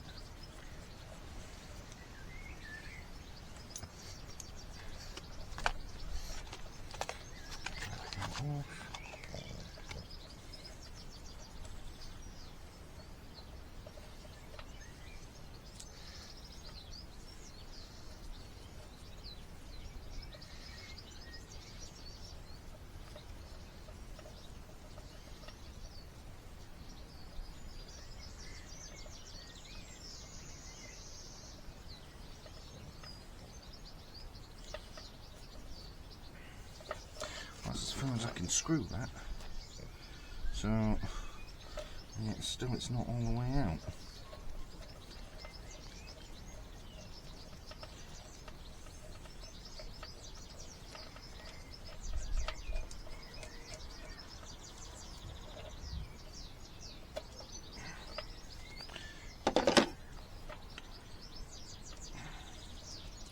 It's out on one side, but the tool isn't long enough to push it all the way out, which is a bit of a conundrum.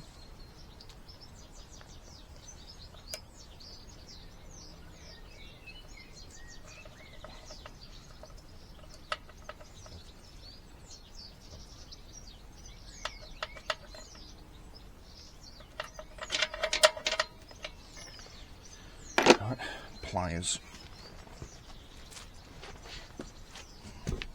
Alright, let's do.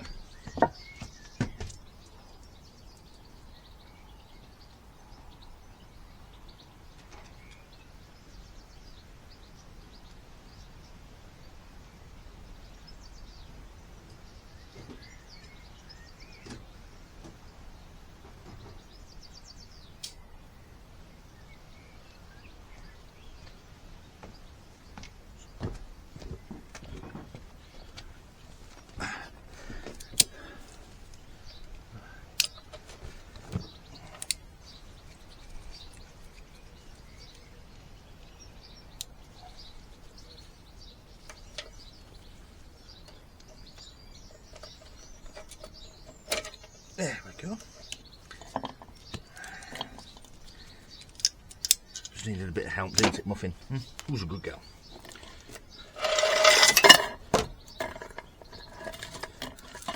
That is our chain.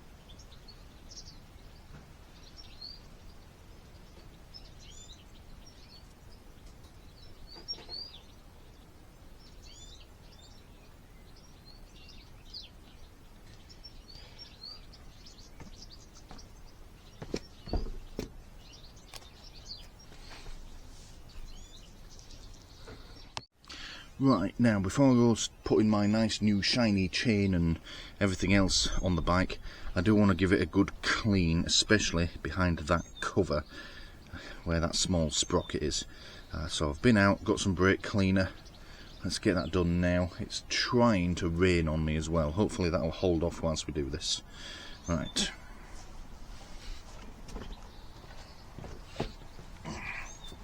Mind out, Muffin. Oh, get off.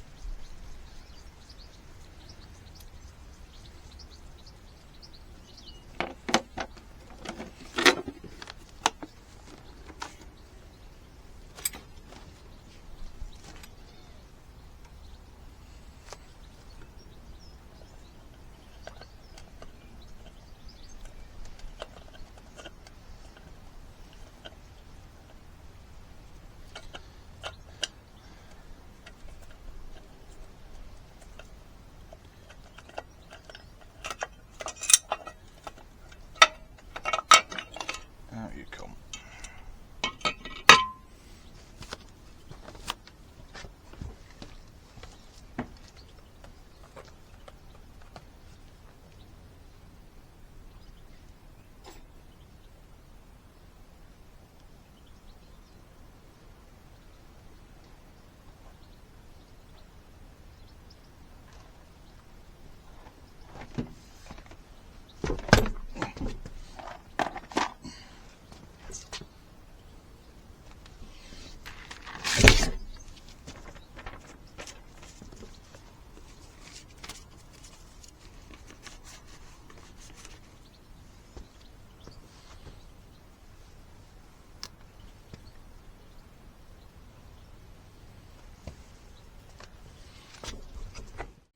Right, shift up muffin, you don't want to be around this.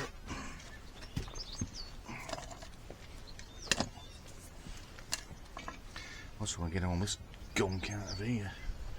Main shot here.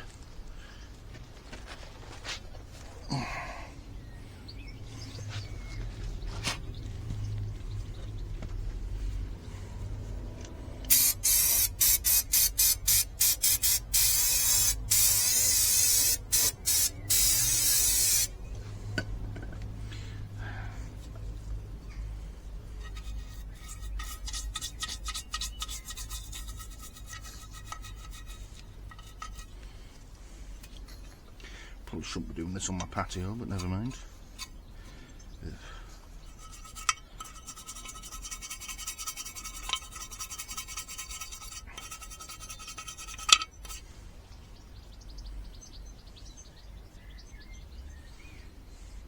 Now, professional workshops will have a parts cleaner for this. It's basically filled with this stuff, and yeah, they just dunk the part in it, and it's basically like washing up, but with really strong chemicals and motor parts. I, however, don't have one of those, nor do I intend to buy one, because, well, they're not cheap, and unless you're doing a lot of cleaning of parts, there's really no way to justify that sort of expense.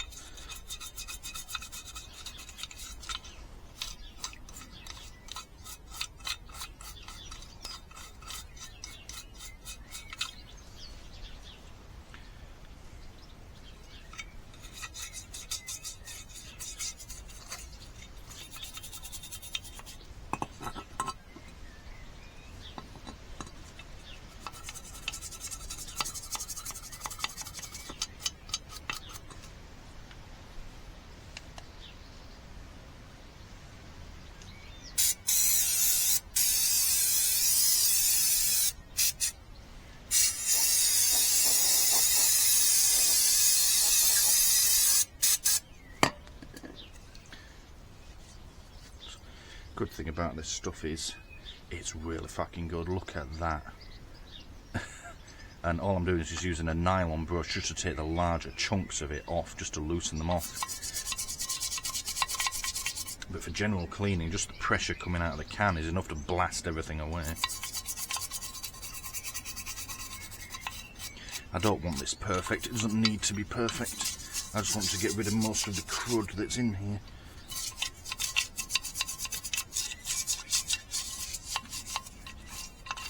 I should really be wearing eye protection as well, because you do not want this stuff in your eyes. But it's a bit late for that now, and that's terrible of me.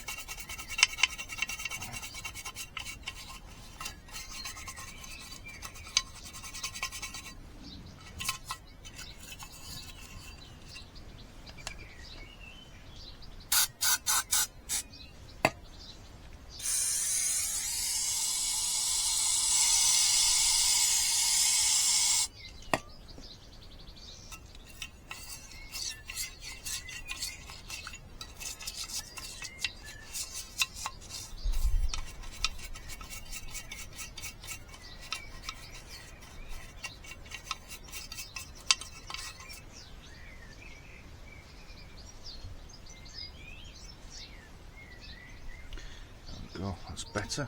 One more spray.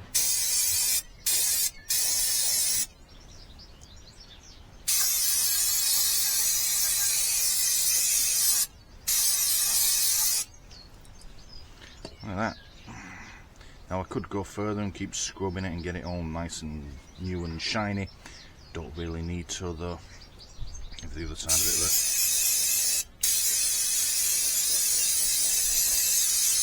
The part isn't in the best of condition anyway, as you can see, so there's really not much point going further with it. I just want to get rid of all that grot that was in there. Right. I am, however, going to remove my sprocket and just give this bit in here a bit of a clean as well.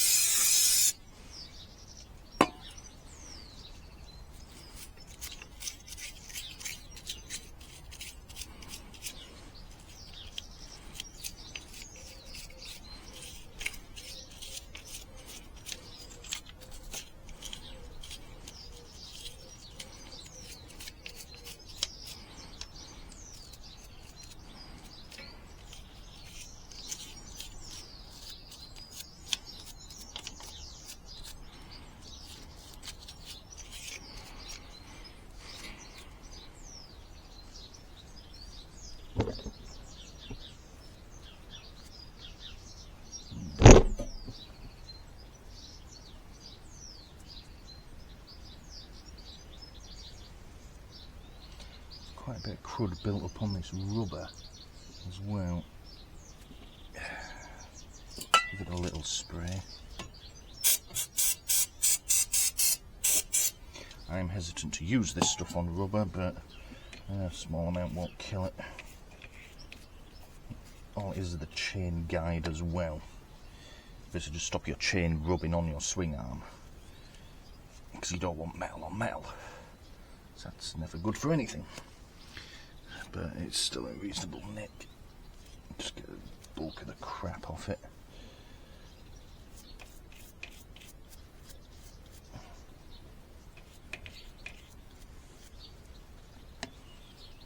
Yeah, and this bottom bit here, look as well.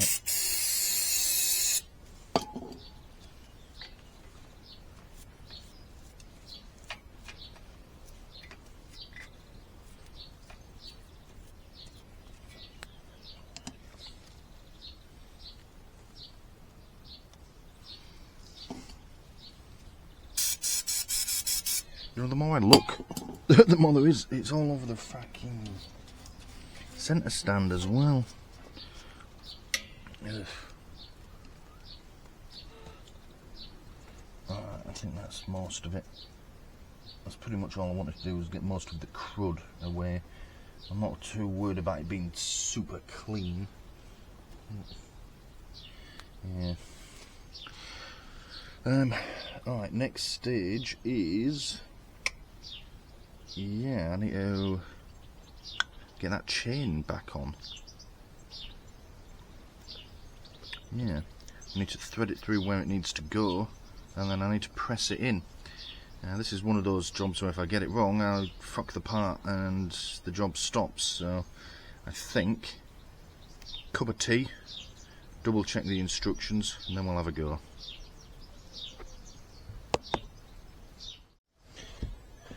Okay, right, cup of tea on the go. I've been reading through the instructions and I think I know what I'm doing, but what we'll do in a minute is just, we'll take his time with it. We'll, you know, do it a step at a time and we'll get it right.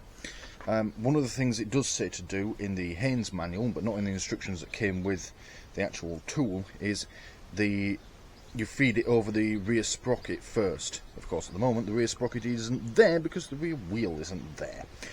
So, before I put all the wheel back on, it does give us a bit of an opportunity having it off. I want to do something with these drum brakes because they're not working properly, and do something with the wiring under the rear fender or mudguard, whatever you want to call it, because it's all sort of a bit loose. Now, the wheel doesn't need to be off for me to do that, but it's certainly a lot easier to access it.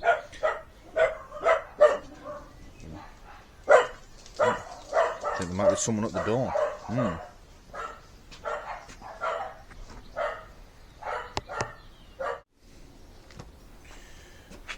that's enough of that.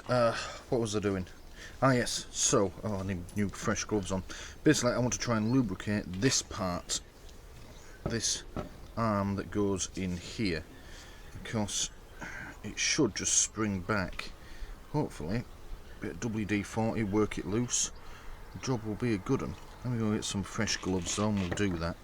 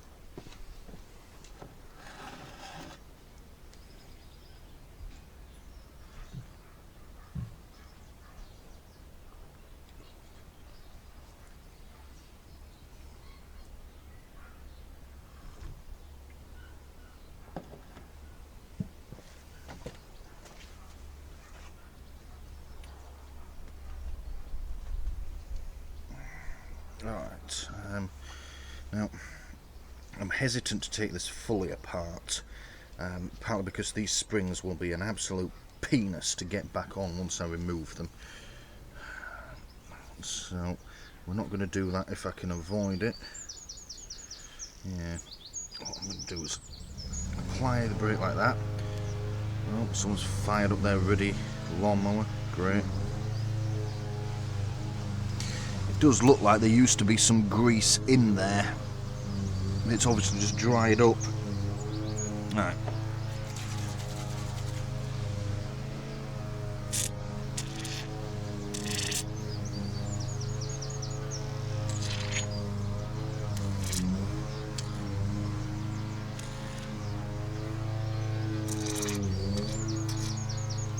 Being careful not to get it on the friction material of the actual brakes, of course.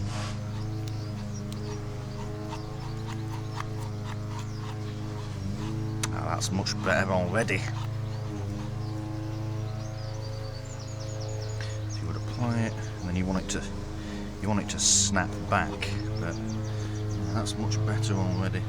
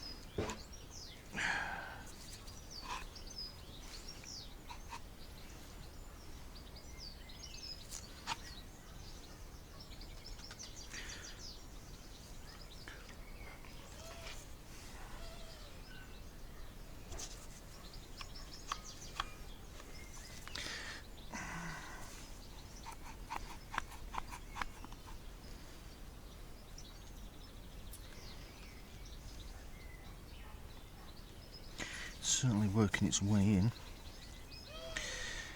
See, if this was working normally, I'd be able to let go of that and it just snap back, but like that, it doesn't seem quite able to achieve that. Indeed, that little spring just isn't quite strong enough. See what I mean?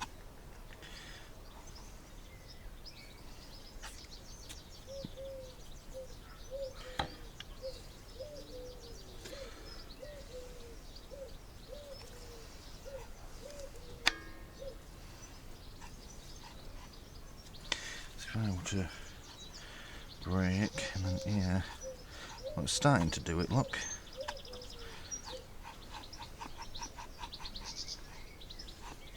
Yeah. Alright, we'll let that penetrate and do its job.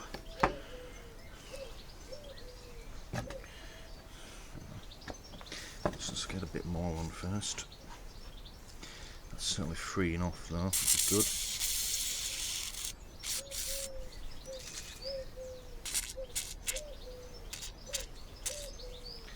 There we go.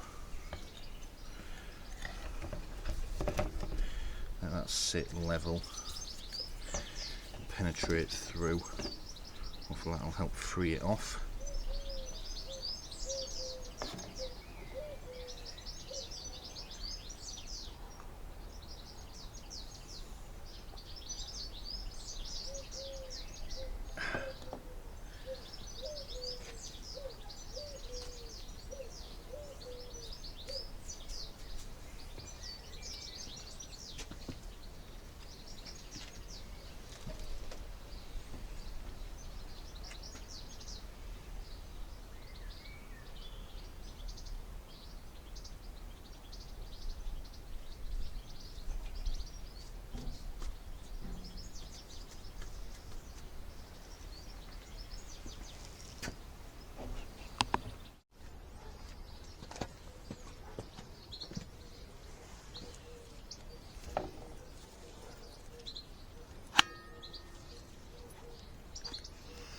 I'm trying to think how much I would actually move this lever were I braking, and I don't think it's that far.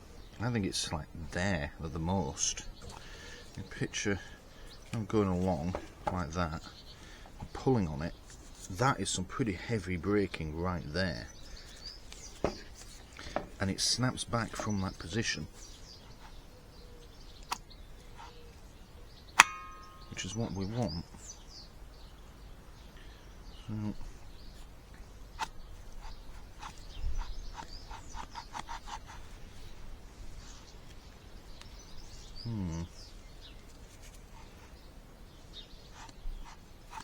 so what I'm thinking is let that dry a bit and let that grease penetrate, and we'll put some more permanent like finger grease on here, clean it all up so we're not contaminating our friction material. We've got a bit on, but that's not the end of the world, and then that'll be ready to go back on.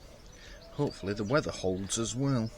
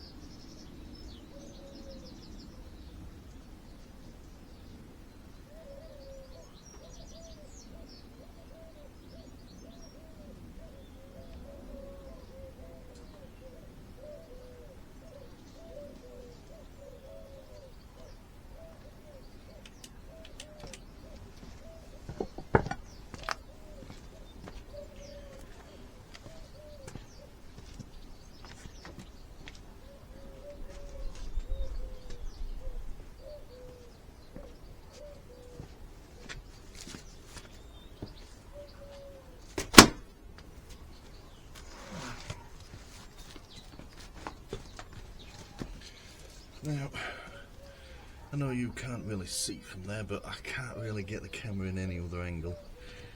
These wires, it's from where I changed these back indicators. They were just too long. Now I could snip them off to shorten them, but I'm just going to try and hide it first. Hopefully this light, well, it's not going to do anything for me.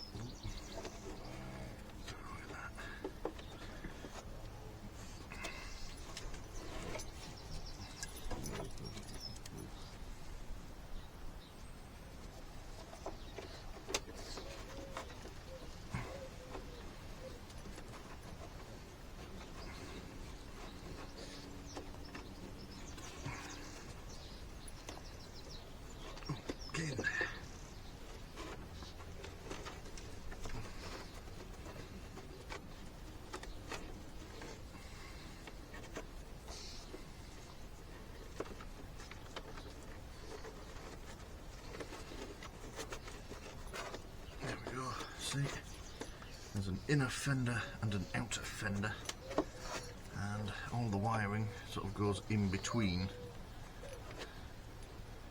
So all I've done is, that looks a little worn.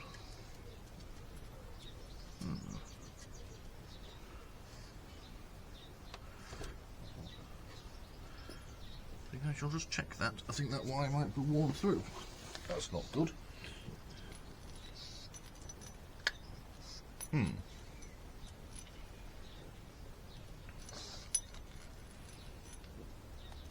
shall just double check that indicator's even working.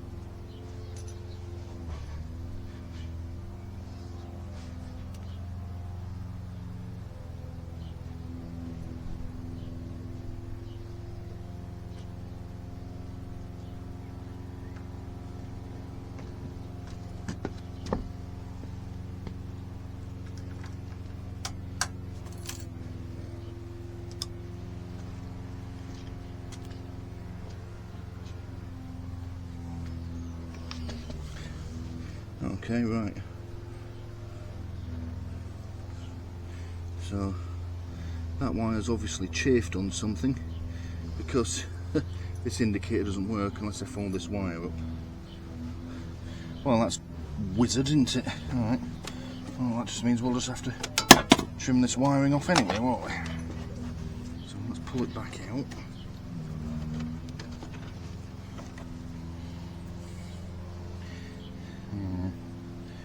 Looks like it's been doing it to both. Alright, well, we'll just trim that wire off, attach it to the block connector. Job's a good one.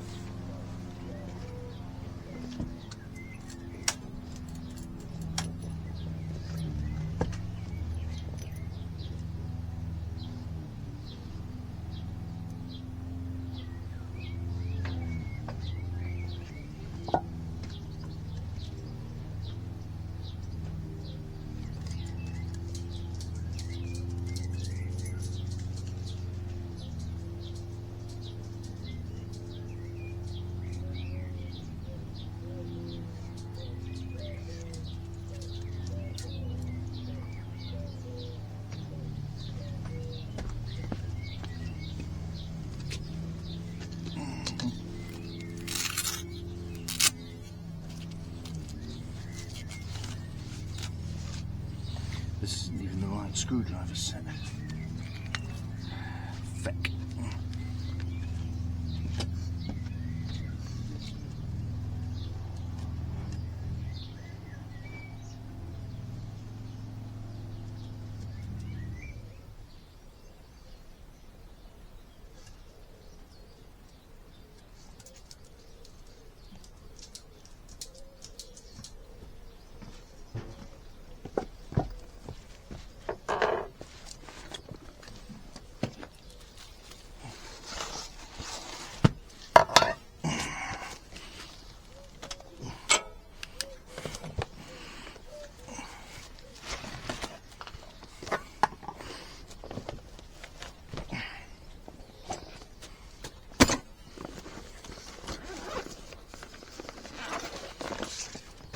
Now, I did a little review of this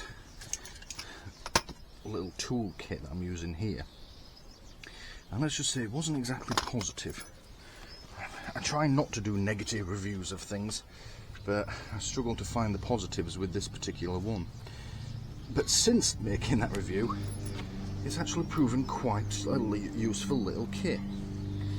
Although my main qualms with it at the time were quality.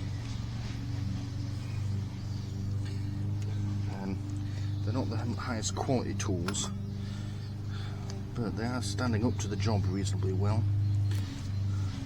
I'm going to have to take this jacket off, it's getting warm now.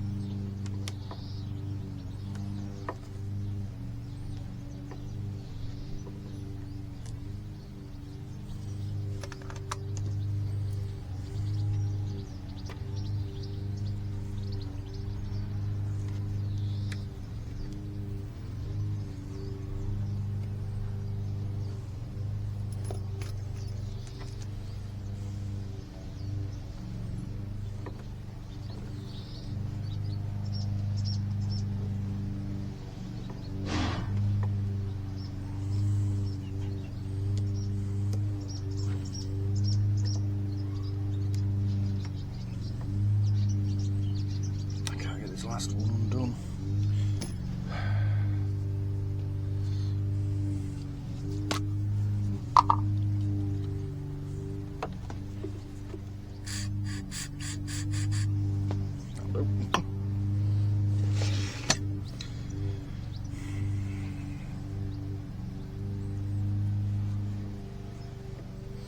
Sure, there's going to be people on the internet now saying things like, "Oh, you've put WD-40 on your electrical, as soon as you indicate you're going to explode." No, I won't.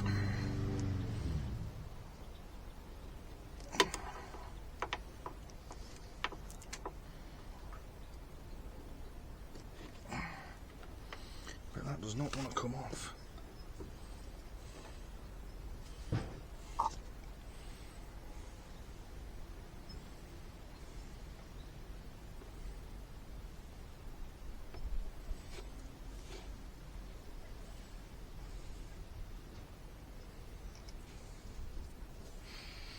We'll just let that penetrate for a while.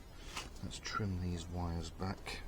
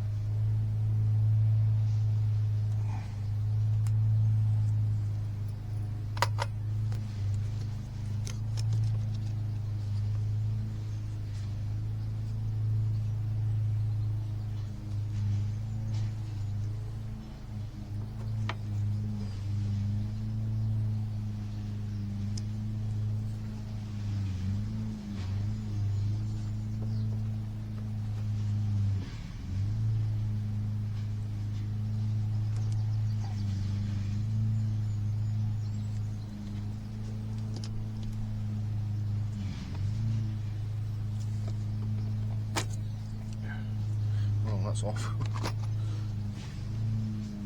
Let's just trim that.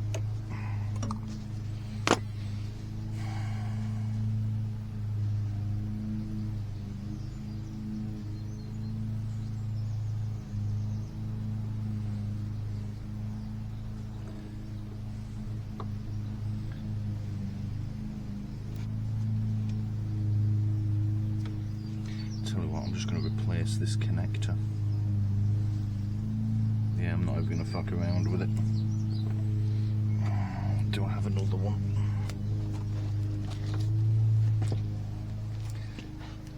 You can't sit on that one. Give it.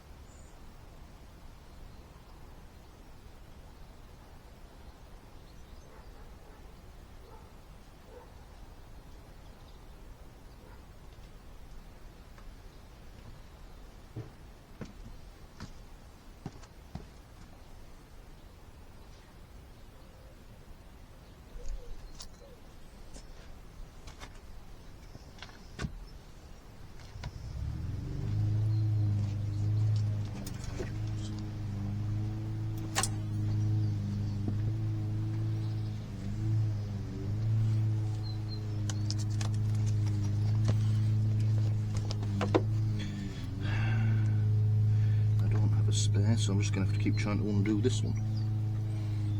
Ah, there we go. I think.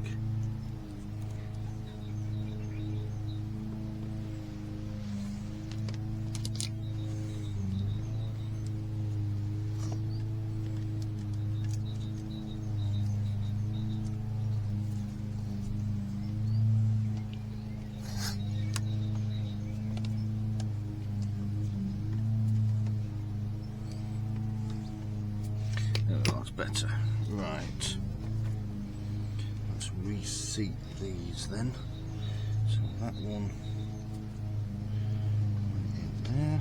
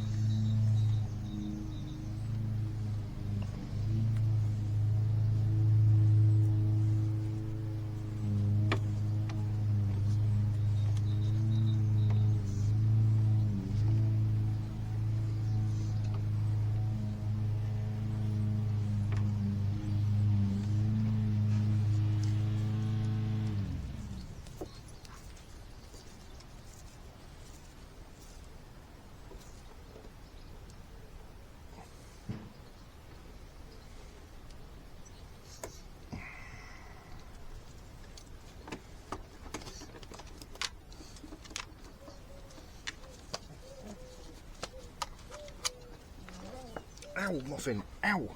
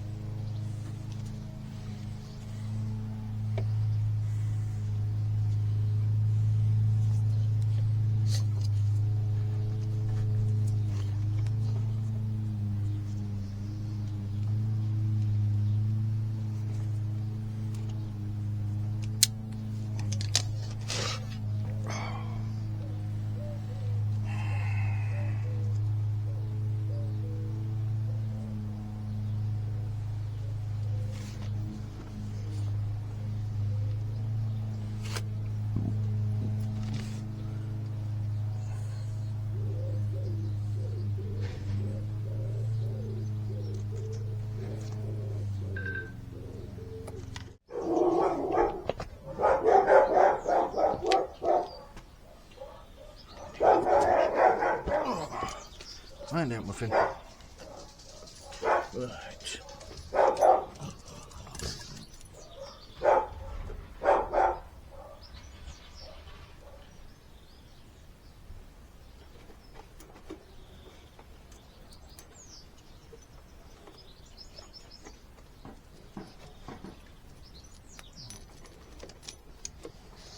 Right, Muffin, you could not be more in the way. Come on, get out of the way.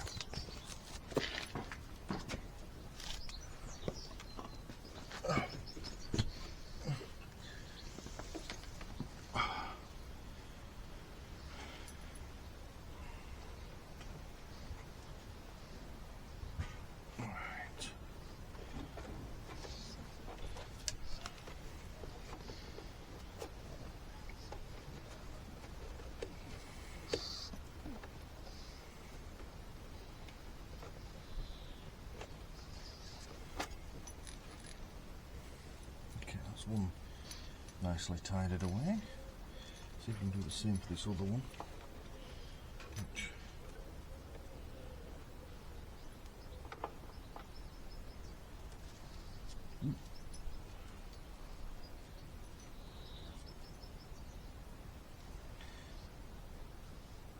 it's always a bit disconcerting when a massive spider comes out towards you.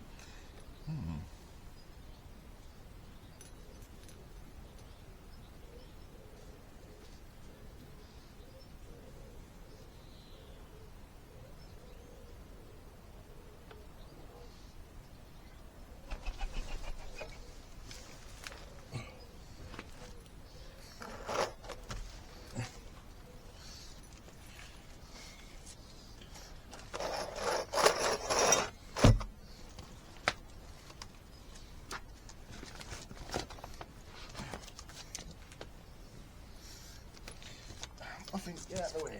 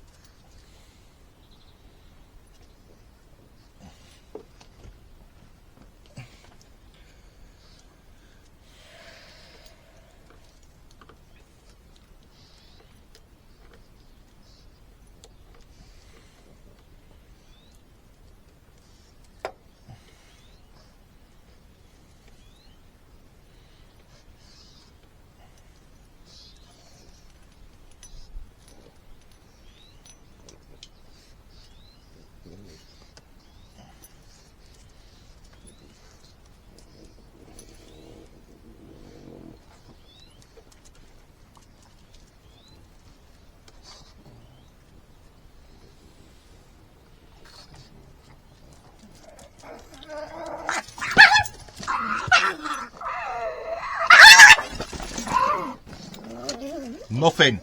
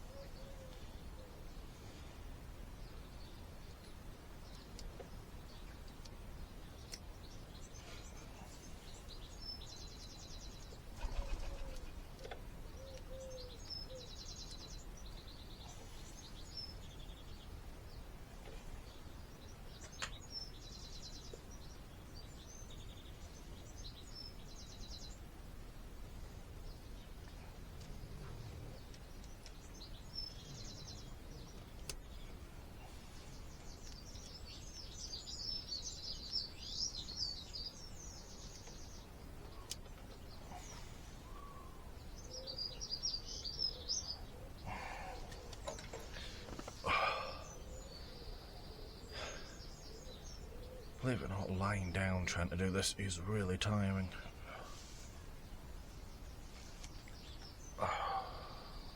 Really hard on the arms.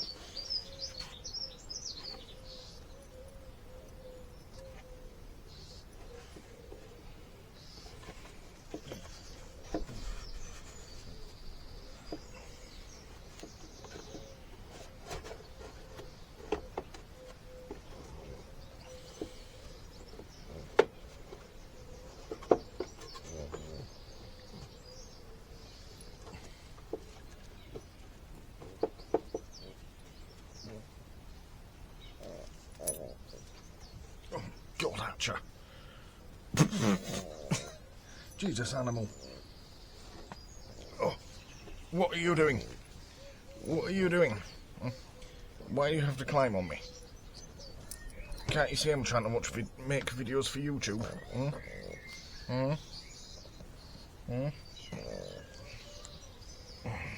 Alright, I'm pretty tired. Who's lie here? Oh.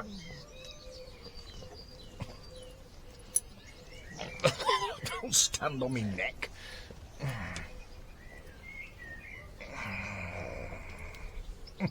Right, get off.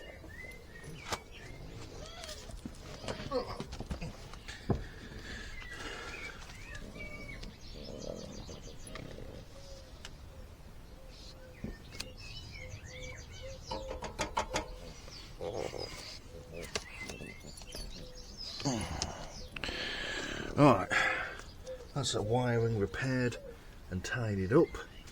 I was planning on doing something with this chain guard whilst the wheel was off, but looking at it, these two bolts and it should come off, so I'm not going to delay the current job just to attempt that. This wire here is a bit frustrating. Wish there was a better way of hiding that.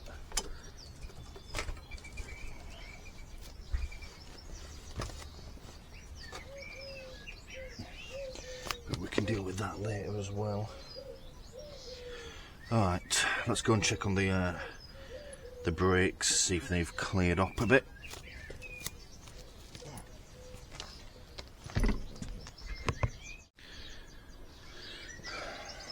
Right, okay. Well, considering I left this with the brake applied when I went off to do my other stuff and it's now not, that seems like a good sign. That's much better. Yeah, even if you apply it really hard, it just snaps back. Lovely. Good, right, that's where it go back in the wheel then. I was going to try putting some finger grease on, but the WD-40 seems to have done the trick. Look at that. It literally just snaps back into place, which is exactly what you want. No more binding brakes for Stuart.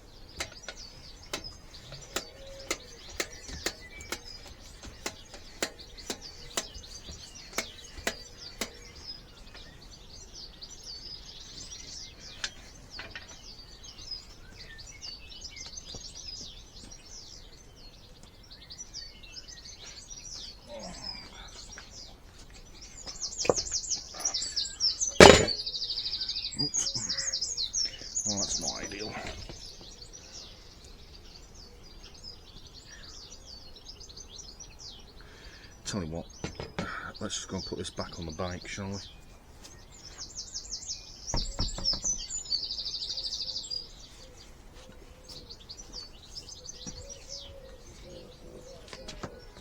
Right, move Muffin.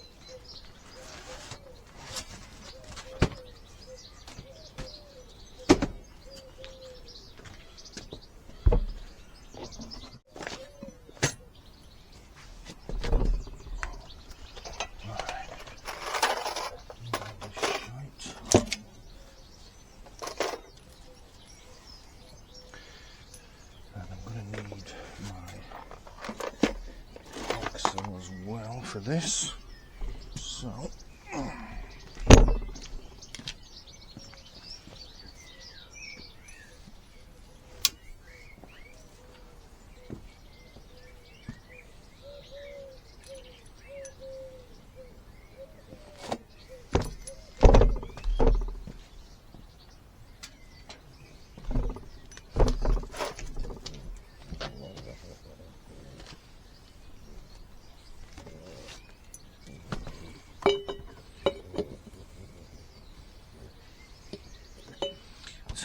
let's get this under first.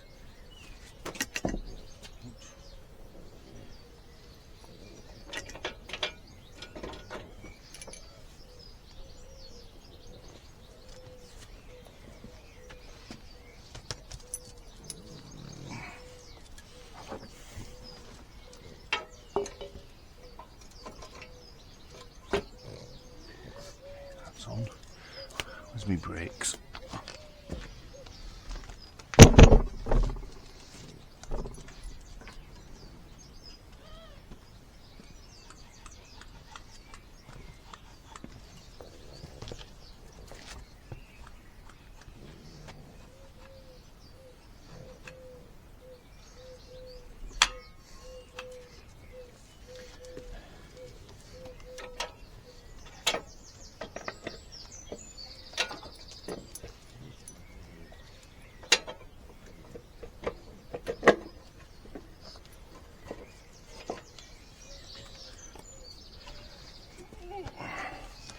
I have to say I'm really happy with how those brakes have freed up. That's a massive improvement. Right, slide the axle back on, shall we? So that way.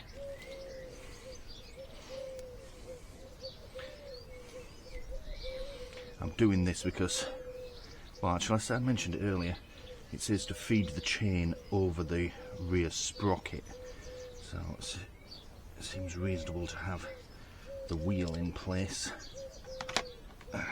in order to do that.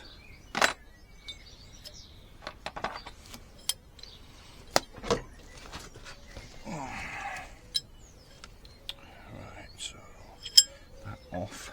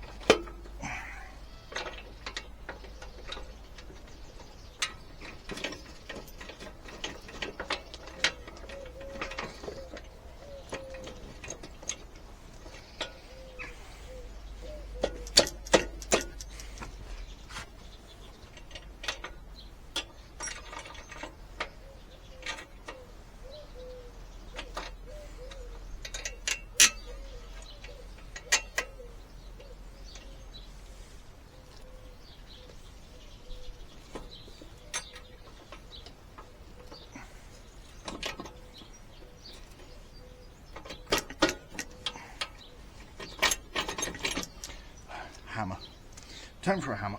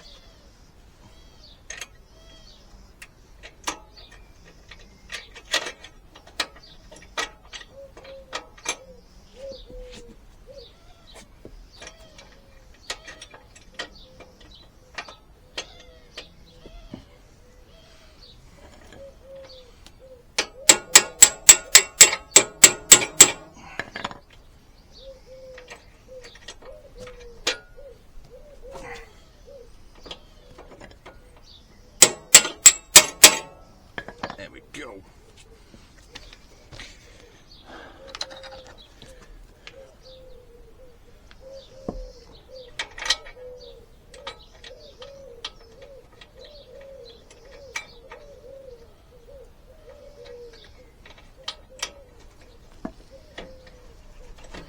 Right, we'll just leave that finger tight for now. That is a nice bit of rotation there as well though, look at that.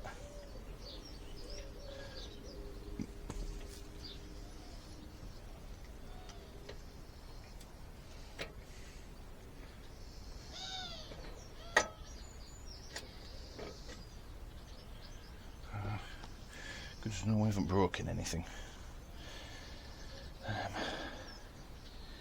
Okay, right, next stage is the chain. Let's go and get it.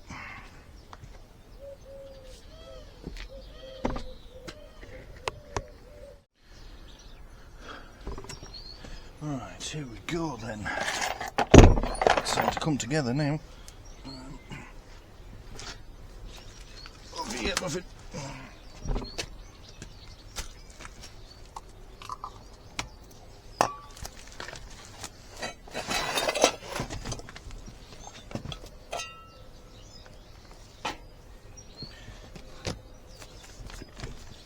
This is our chain, and basically we've got this little, it's called a soft link.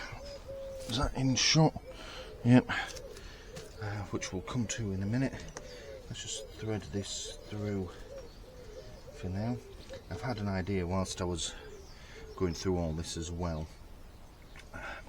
Could be a, yeah, if I can find one that is reasonably priced and will actually do the job. A chain oiler.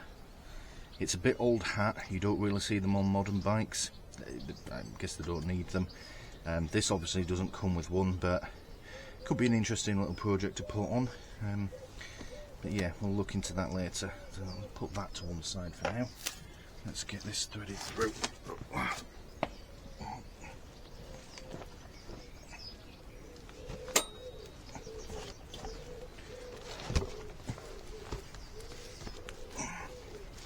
I've given up on the gloves. Just, yeah. Seems like every time I put a pair on, 5 minutes later I have a reason to take them off, and then I need a new set. Right.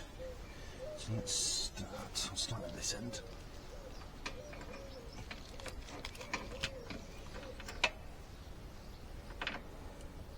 Try not to let it fall into the dirt either.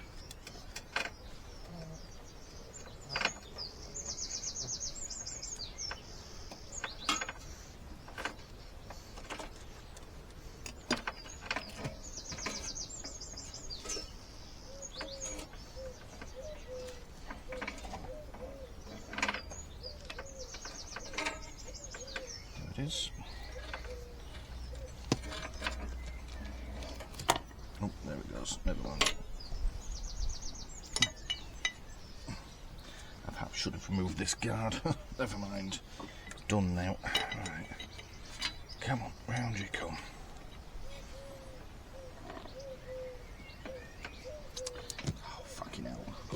shit all over my new chain already. I'll have to give this a clean once it's put together.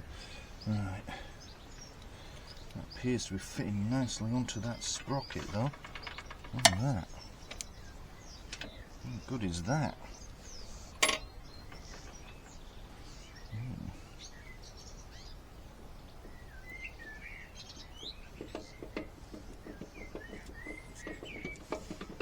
That'll tighten up once I tighten the actual axle. Hopefully, anyway.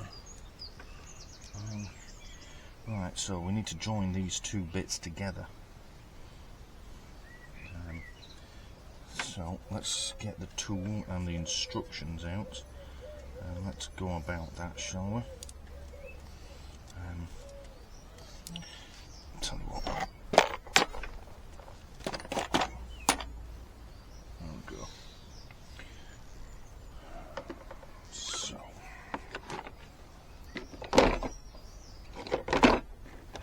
need to get this little link apart somewhere. These are my little rivets. So I've got two plates in my rivets, and we've got the riveting tool. So get this apart. How am I getting that off?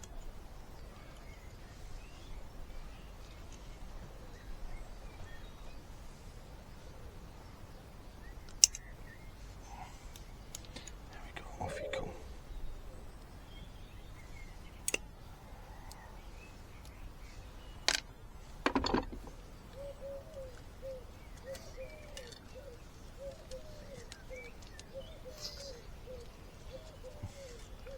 Why are they stuck together?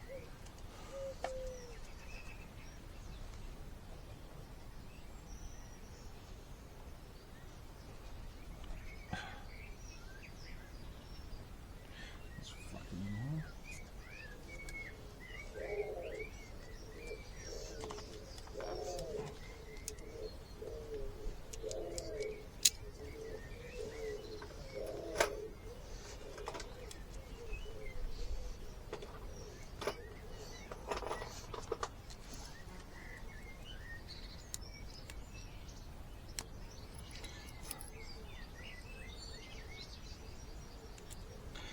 Really? I need to separate these two little plates because they go either side of the chain. They're stuck together. Like really stuck together.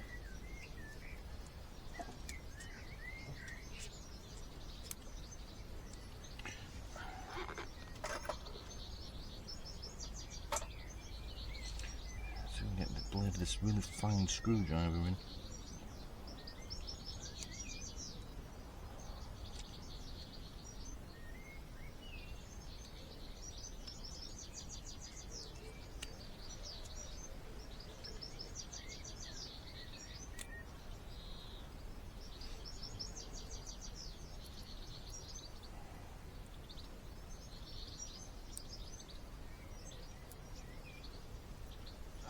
That is intensely annoying.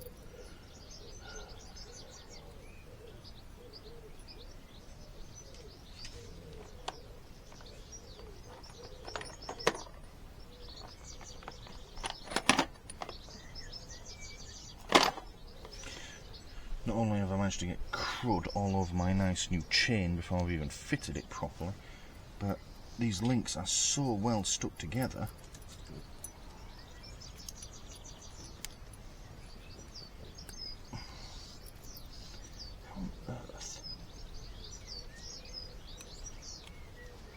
Someone in a factory somewhere has rammed these on, stuck them together and gone, yeah, that's acceptable, and then just whatever.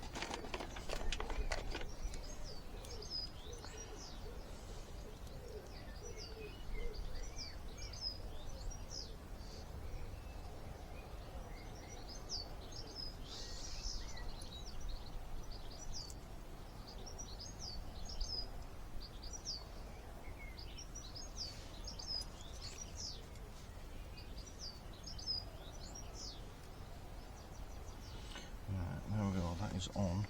There's my soft link. So now I need to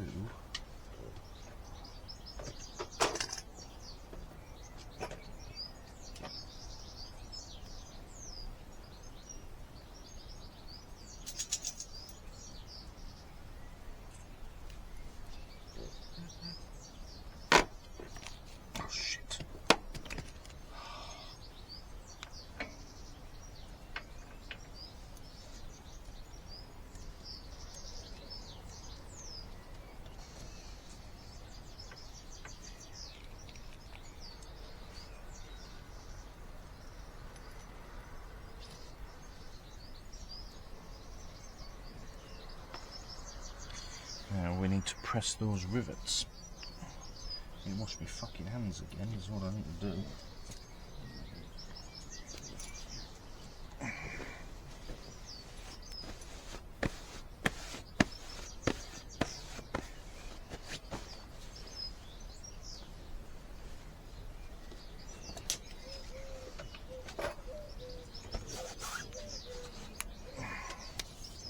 So, I've already put this together.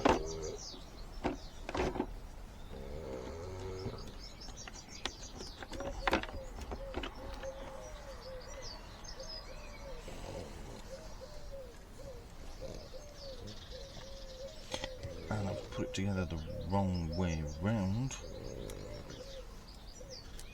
as far as I can tell.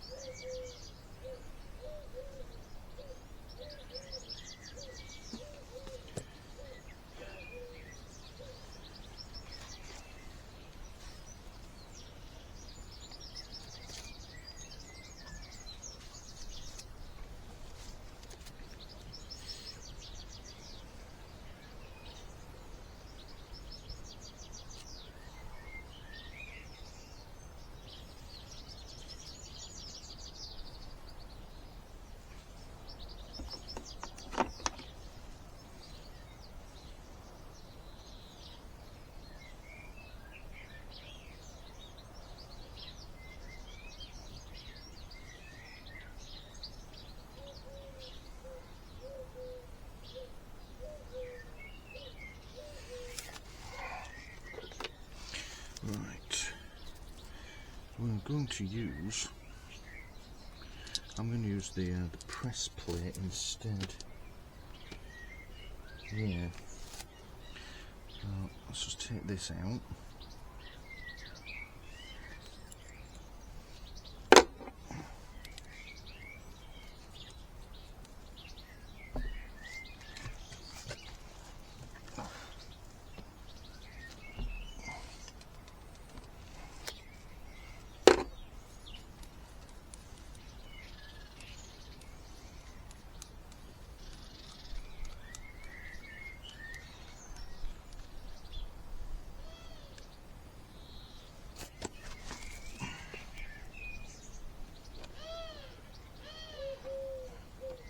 I'm just going to turn this round. It's going to make applying this tool a lot easier.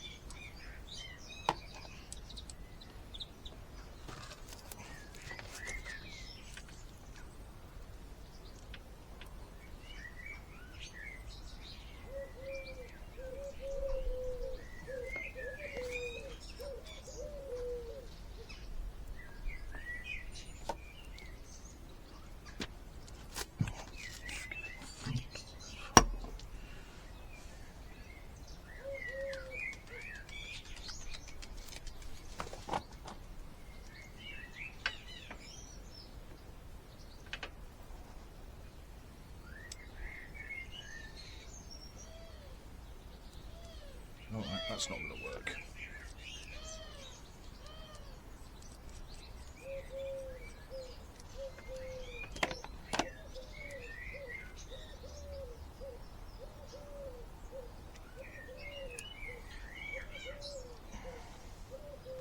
Holes on it too far apart. Right, back to plan A.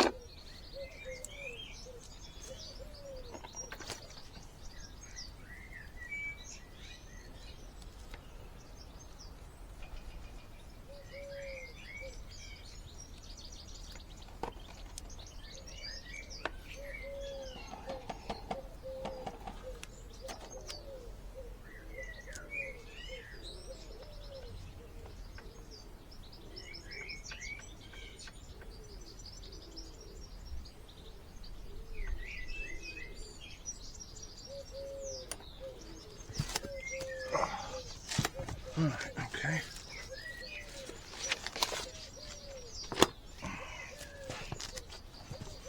Let's make a start, shall we?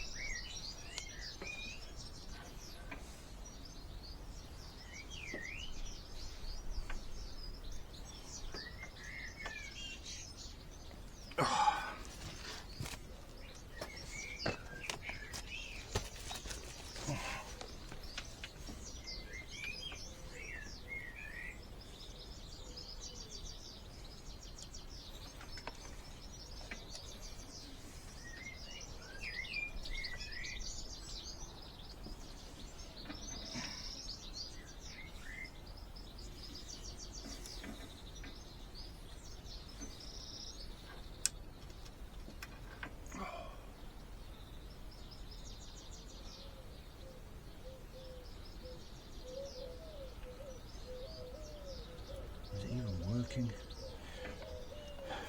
Can't really tell.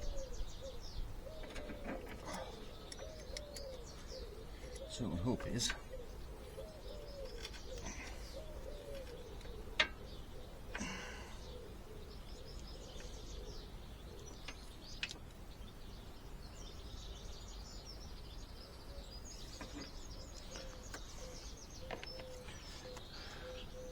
More leverage.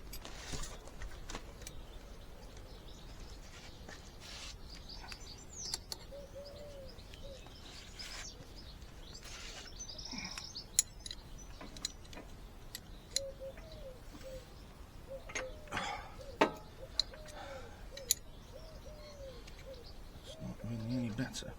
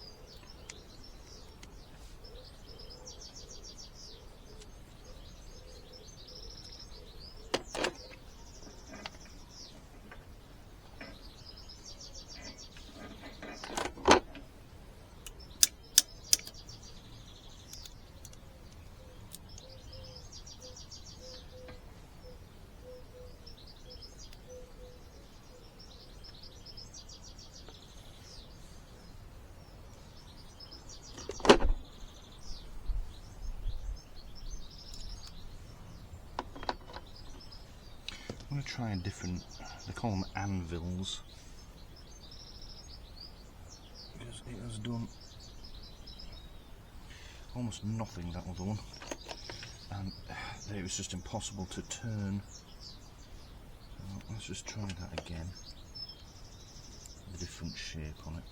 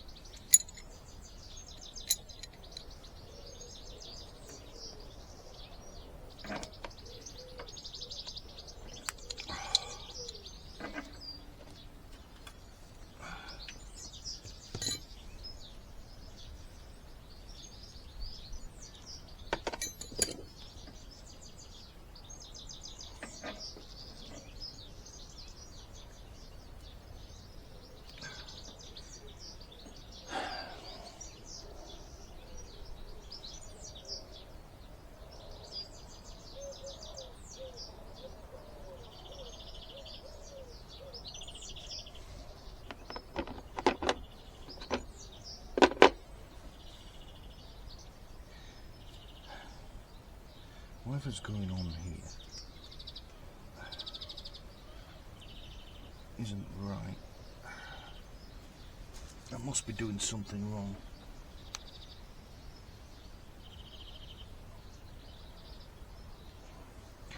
Because no matter how much pressure I apply to this thing, I cannot get it to deform.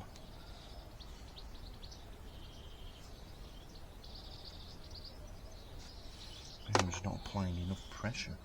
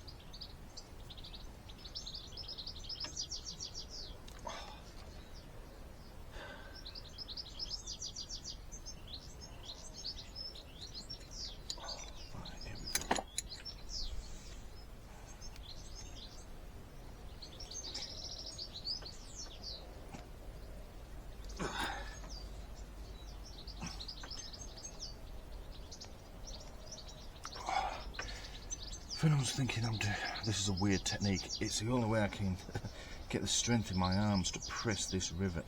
Fucking hell, I'm basically wedging the spanner under my foot and then forcing this round. This better be fucking working, that's all I can say.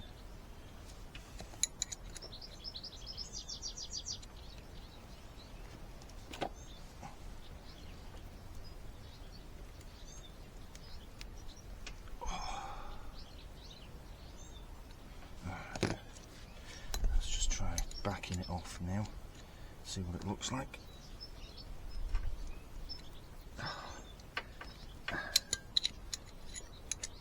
See, it's even hard work loosening the thing. Let's see.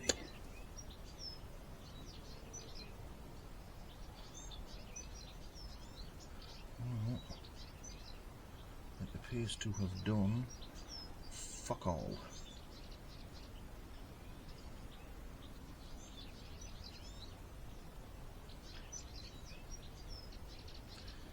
I must be doing something wrong here. It shouldn't be this difficult to do.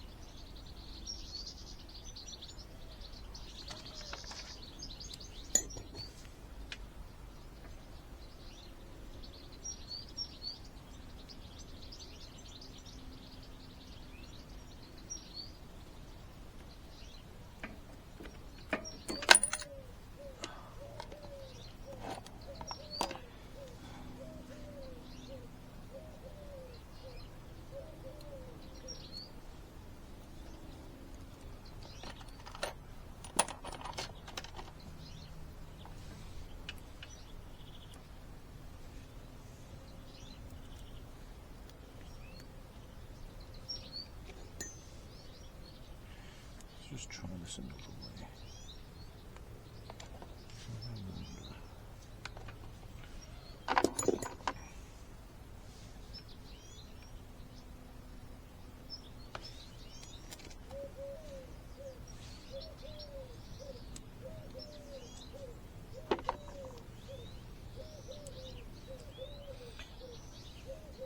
I wonder if perhaps I'm doing this the wrong way around after all.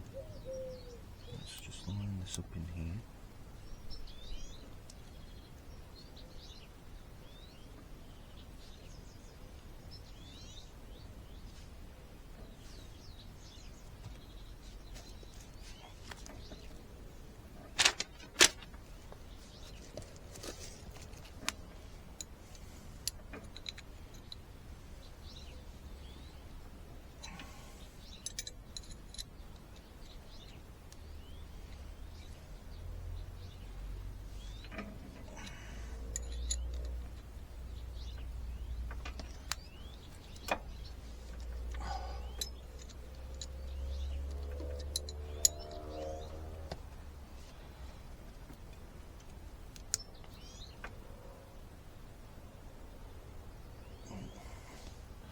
Slipped.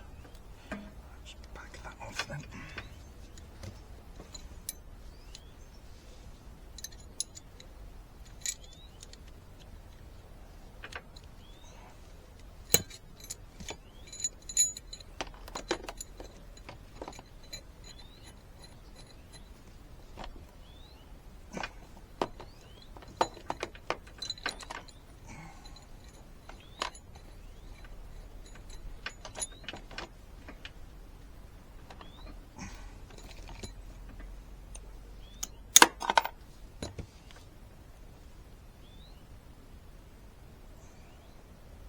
That's better though.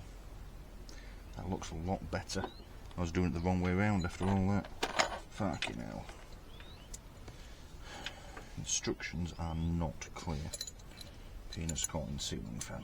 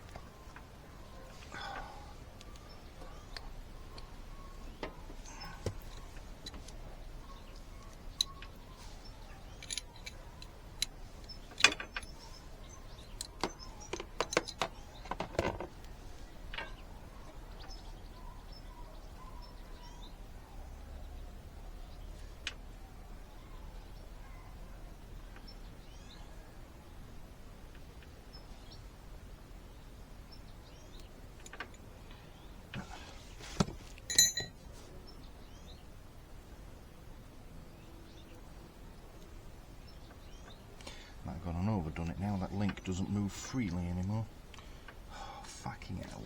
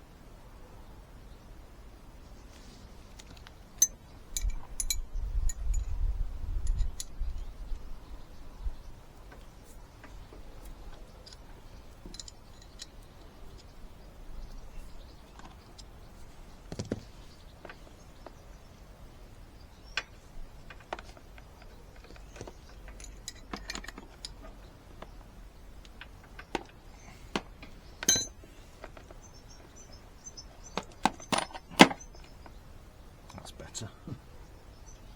I've pressed it too far through. That looks a bit better now.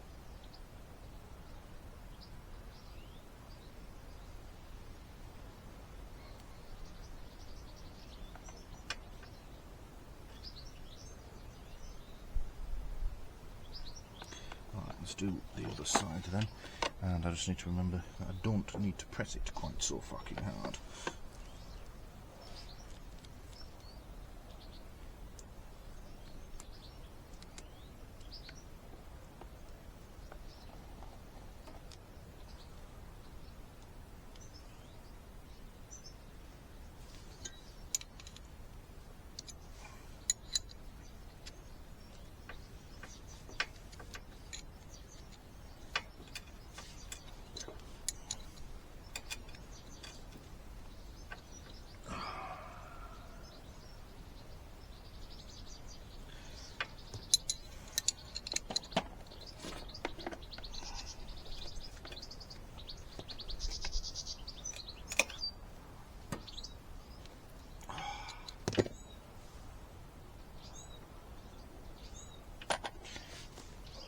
Legs.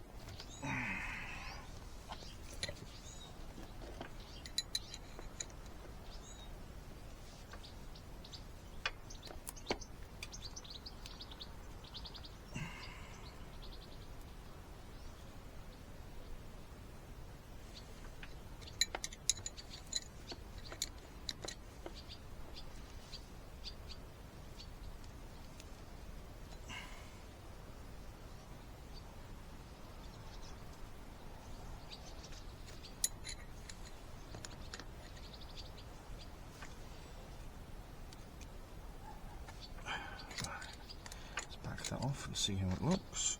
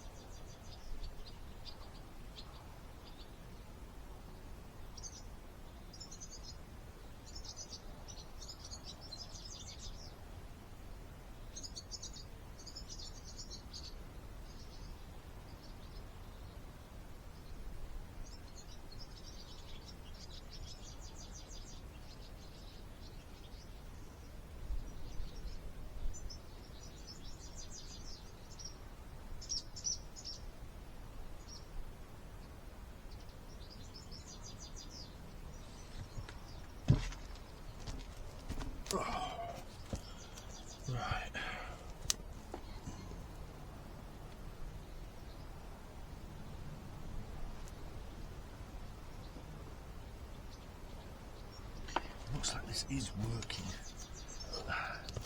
It's just, it takes a lot of fucking force to do this.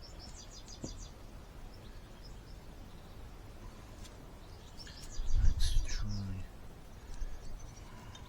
again.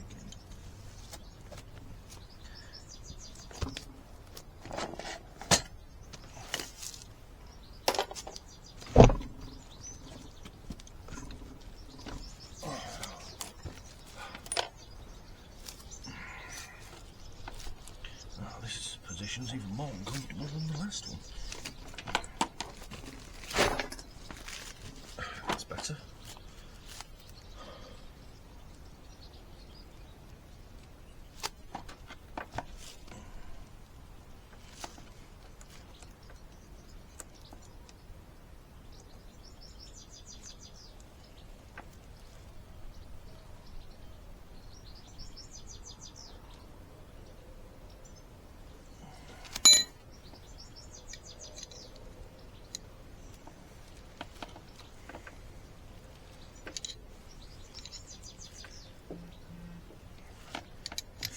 If I have to do this job again, which I probably will eventually, chains don't last forever, I think if I have to do this job again, I'm going to look for a more efficient tool.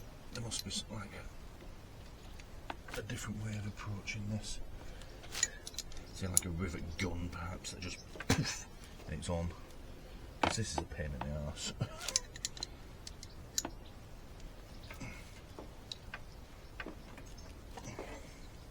This is honestly making me wish I'd taken this to a garage and just let them do it, paid the money.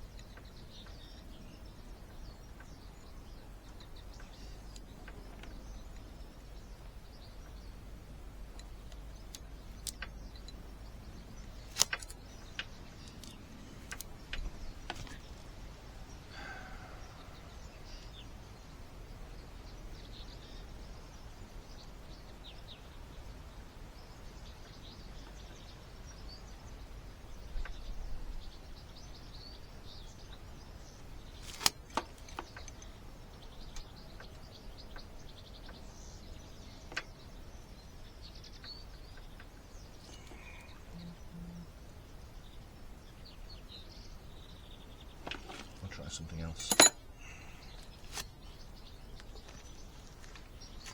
I'm just going to crush the fucking thing.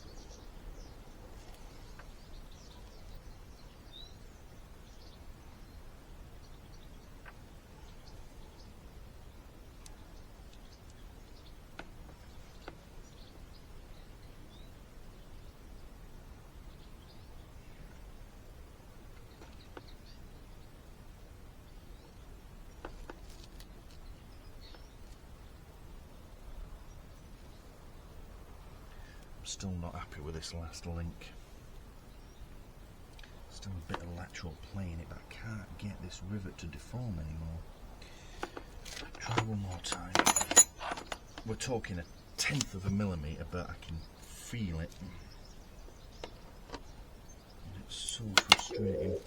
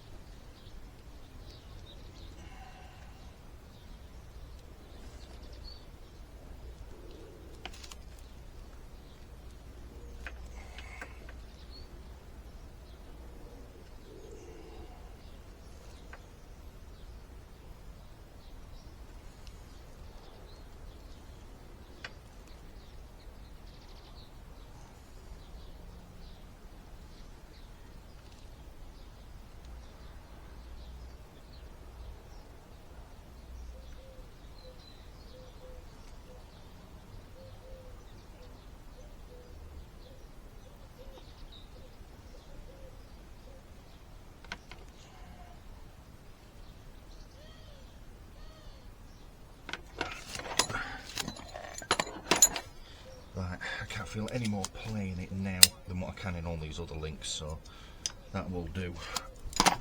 I need a break.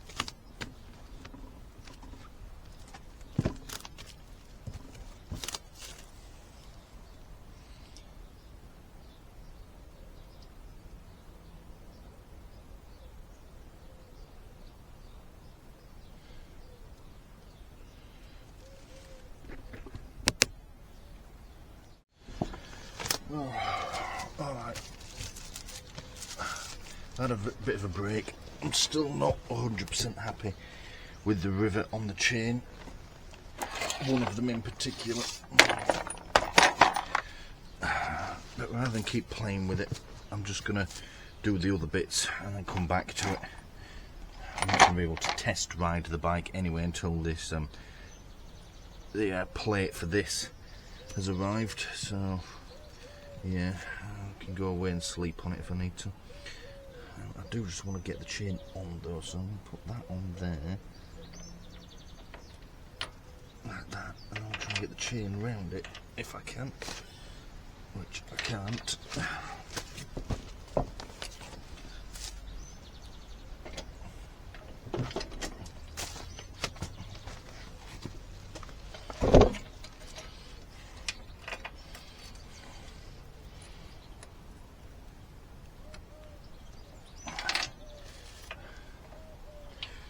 I need to slacken this off.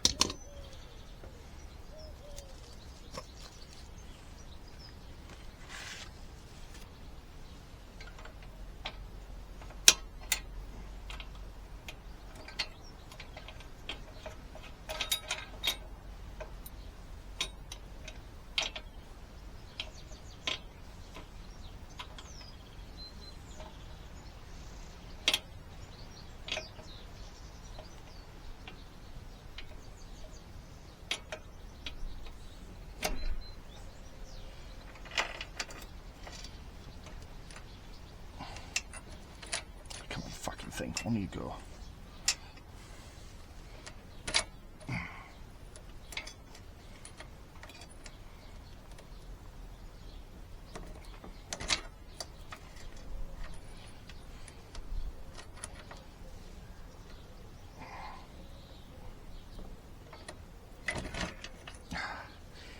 Trying to do it how I used to put my old push bike chain on. You get one link on and then just rotate the cog. It doesn't want to work like that. So we'll slacken the adjusters all the way off. There we go.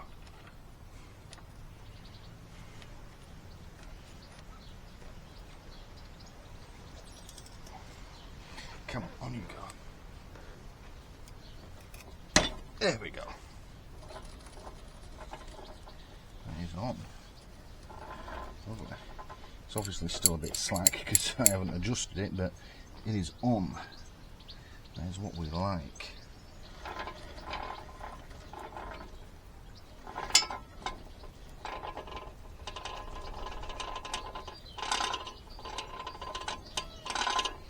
All that rattling is because everything is loose at the moment, including the rear axle.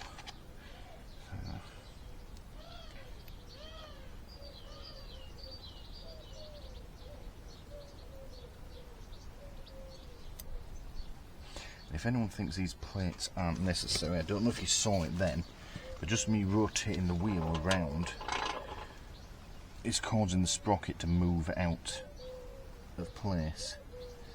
So yeah, these mounting plates are essential because I imagine if I was riding it, I would get, I don't know, 10 metres before it fell off. There we go, right.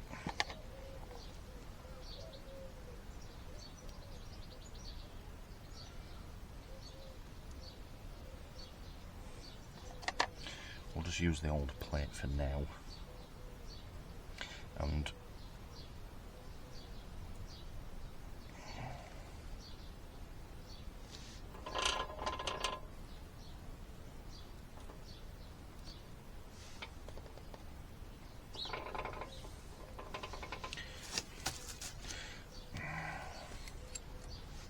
yeah, we'll use the old plate for now. The reason being is I can always come back and do it up properly later.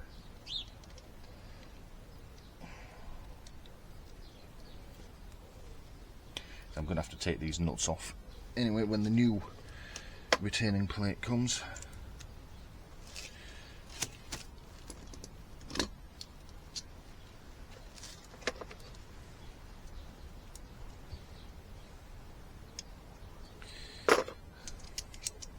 But this will allow me to do things like chain tension in the meantime. I'll give it, well, we'll call it a bench test, shall we? I'll basically just leave the bike on its centre stand and rev it up through the gears and see what happens. There we go, that'll do for now.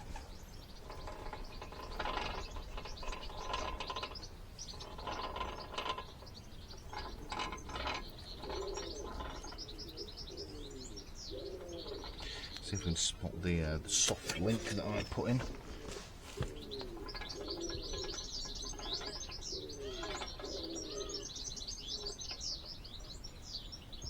Oh, here it comes.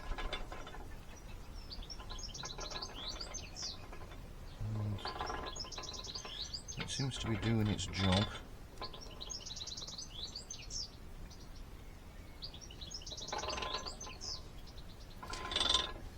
Now that I see it going round, and in the context of the other rivets, it's actually not that bad.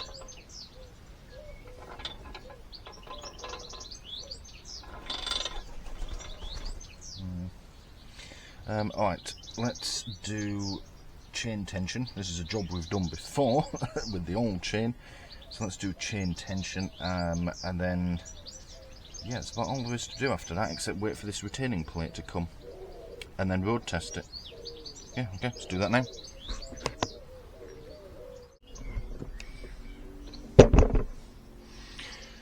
Alright, so first things first, I suppose let's pull this back. Pull the wheel back, that is, like that. Let's get this axle tightened down.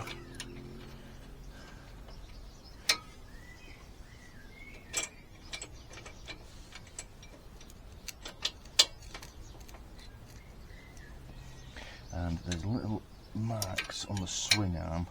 You won't be able to see them on the camera because they are tiny. They dictate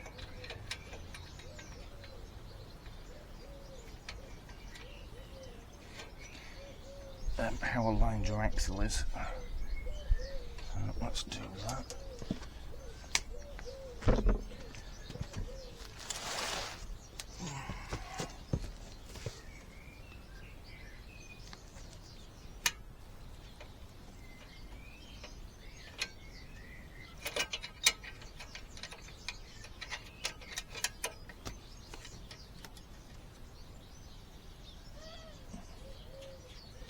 What we do is we use the chain tensioners to line them up. That is right there. Okay.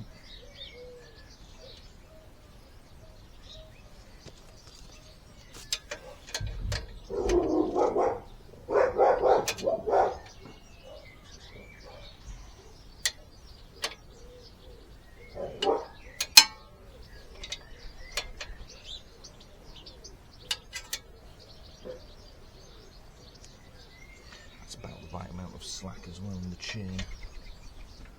Just going to do it up a little tighter. So that mark lines up with that. Which is lovely. Let's do the other side.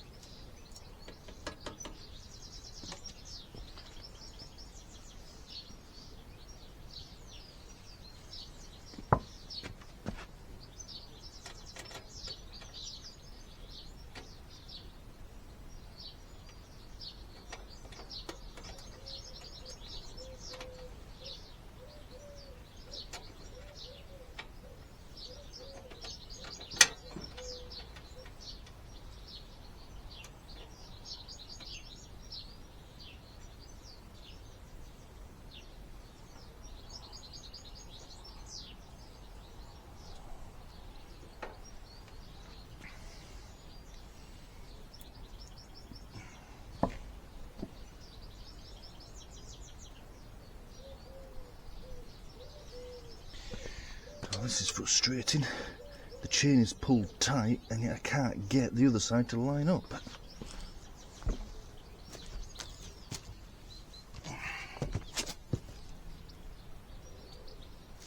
It feels a bit slack now. Okay, let's go tighter.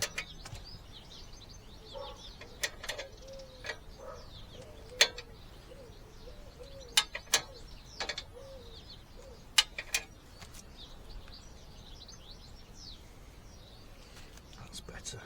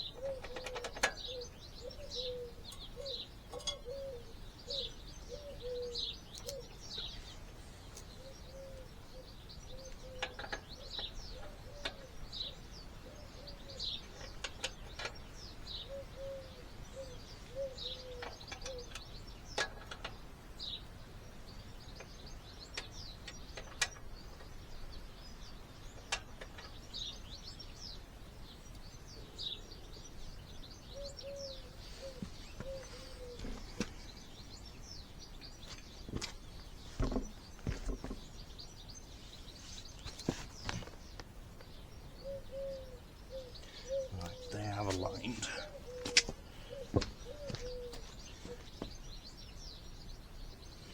Right. Let's tighten it up.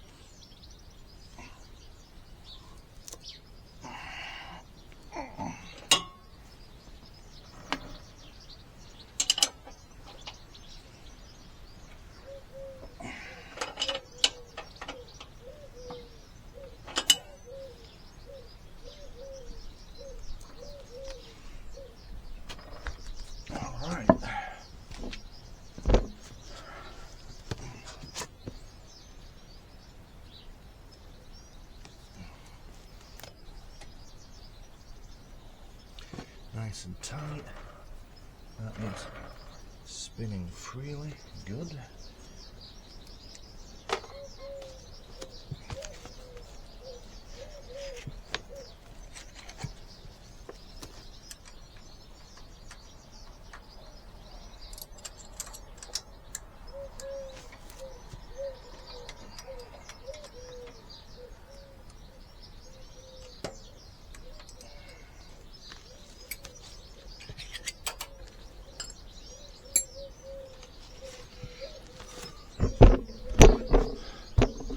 Right, I think we're ready for a test.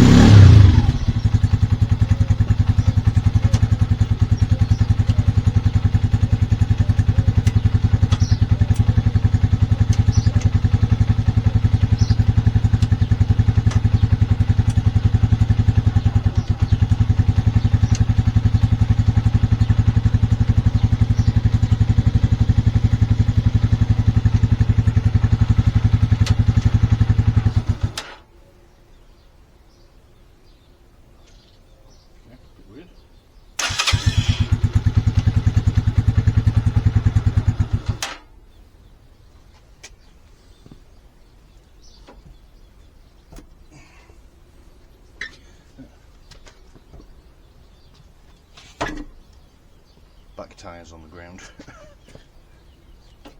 That's a bit better. Right.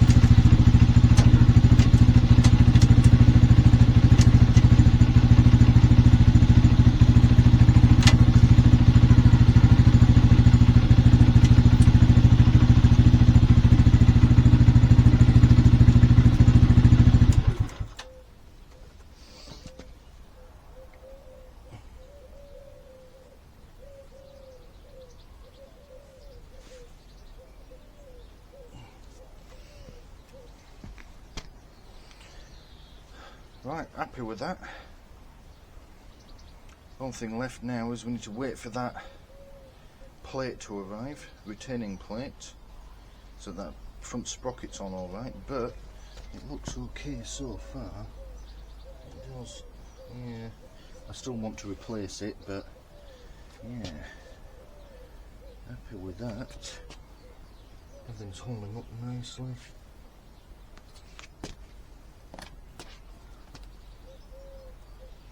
Tensioner hasn't moved. Sweet. Alright, just got to put the brakes back together. May as well do that now. Yeah, alright, let's do that. Right, and try not to get stung by nettles while I'm here as well, that would be nice.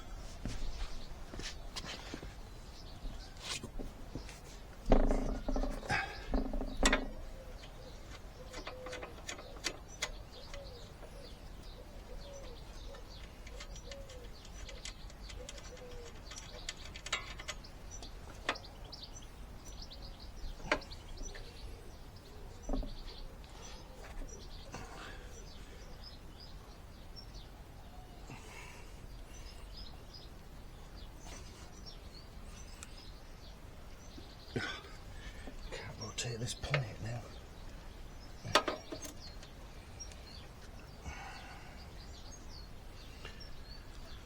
It's fucking annoying.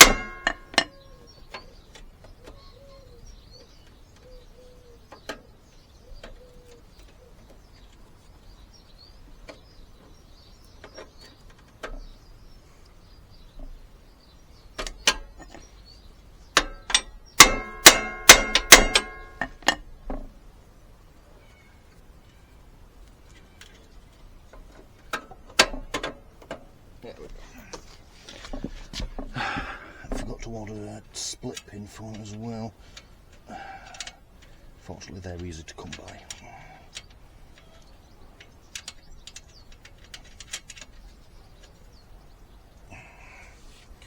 Oh, I did manage to get stung by a nettle though. Fucking hell.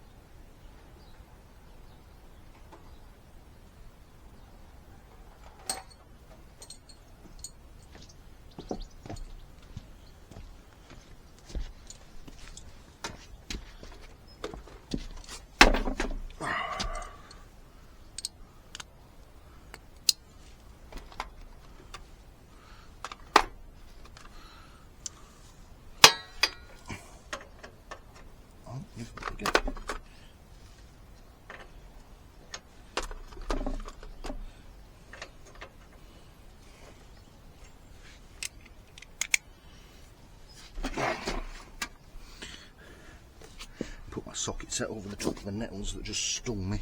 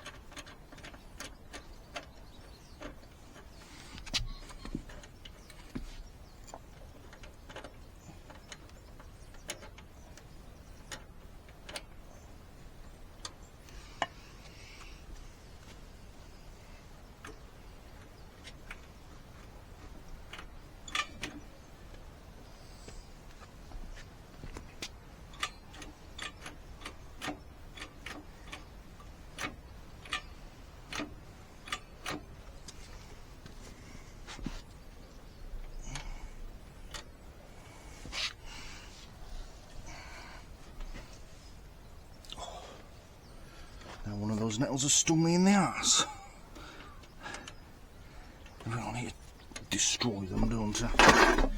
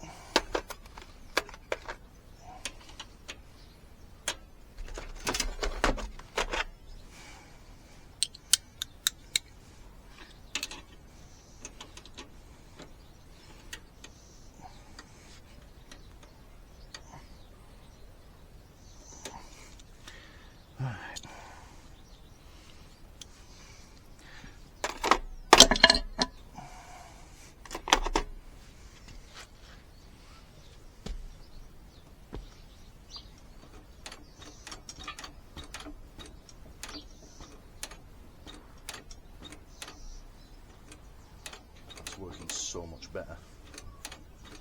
One of the problems I was having as well was because this wasn't returning to the fully off position, the only thing pushing the pedal back was the spring on the actual pedal itself. It wasn't quite strong enough to bring it all the way up, and the problem that then presented was it then wasn't pushing the brake light switch all the way in, and the problem with that is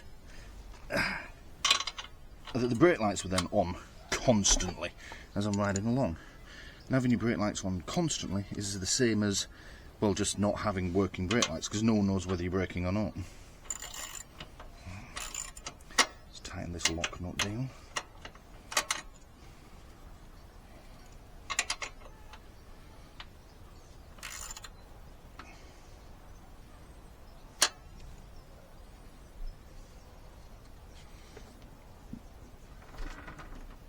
But now it's working beautifully.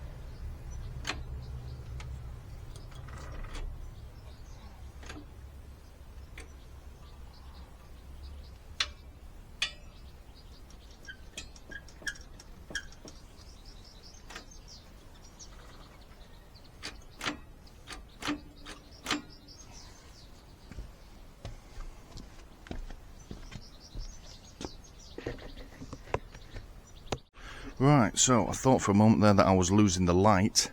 It turns out it's actually just about to rain.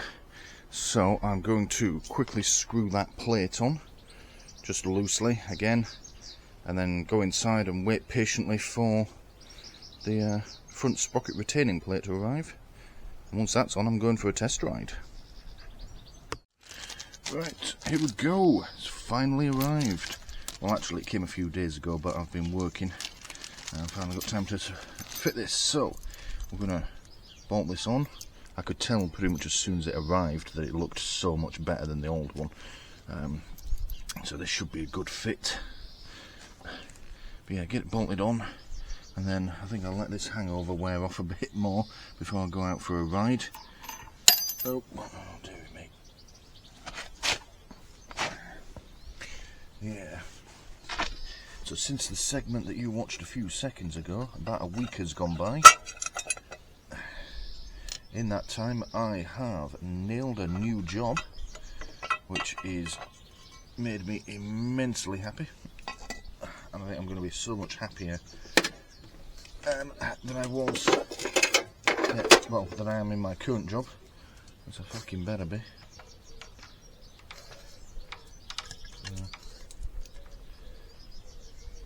It's not the right size.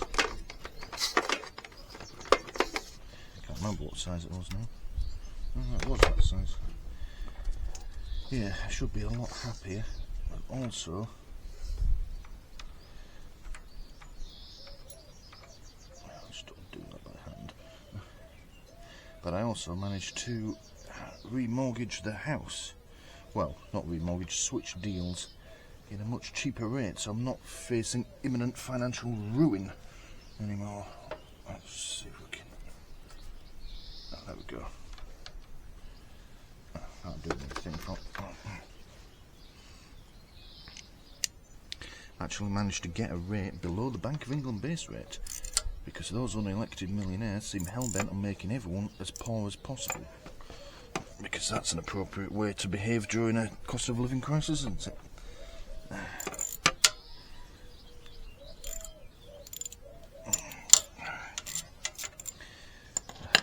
So yeah, so to celebrate,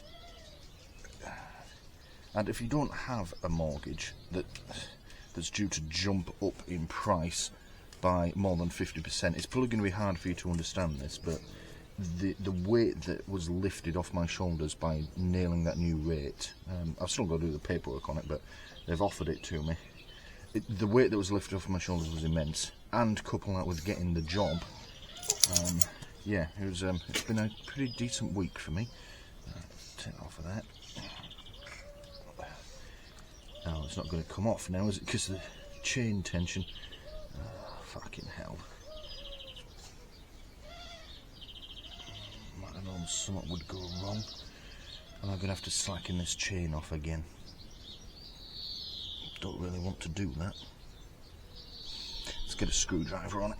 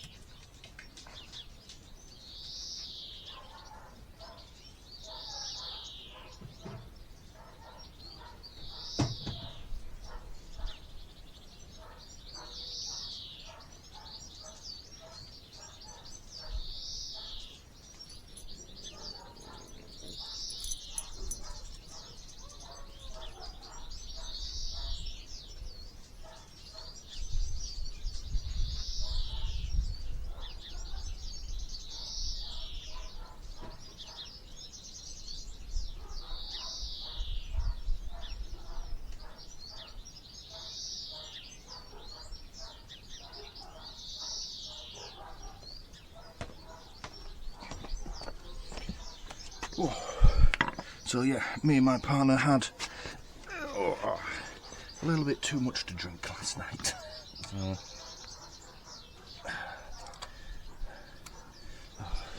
Move, it's just a bit tight. Let's just put this into gear so this stops fucking rotating on me. Okay, it doesn't want to go into gear, whatever. There we go. There we are, right. I'll show you on camera. Yeah, you can see the difference. These little bits here are obviously worn. Yeah, not by much, but obviously enough to make a difference.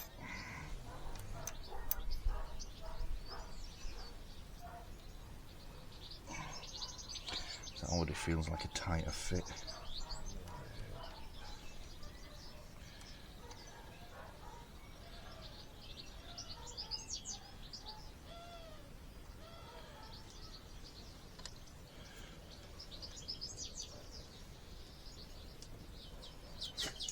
Go in.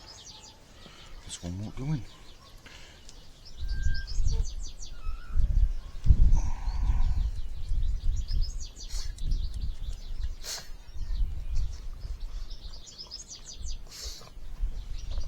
I've lined up here or something.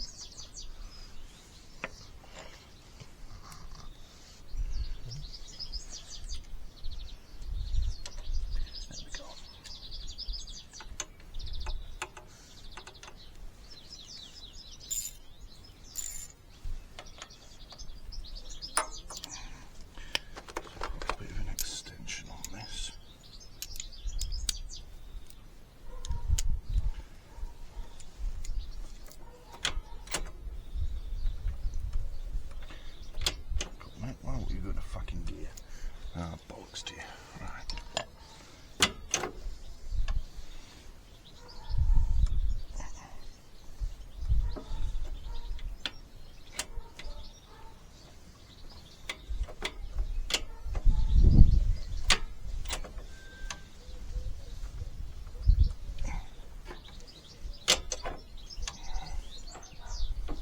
That's better.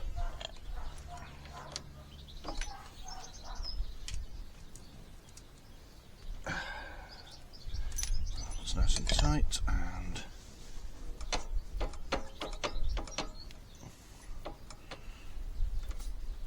there we go.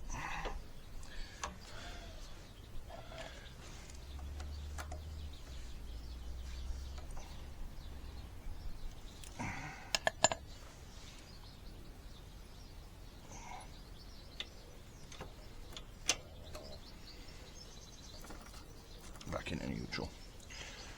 Right, put this case back on.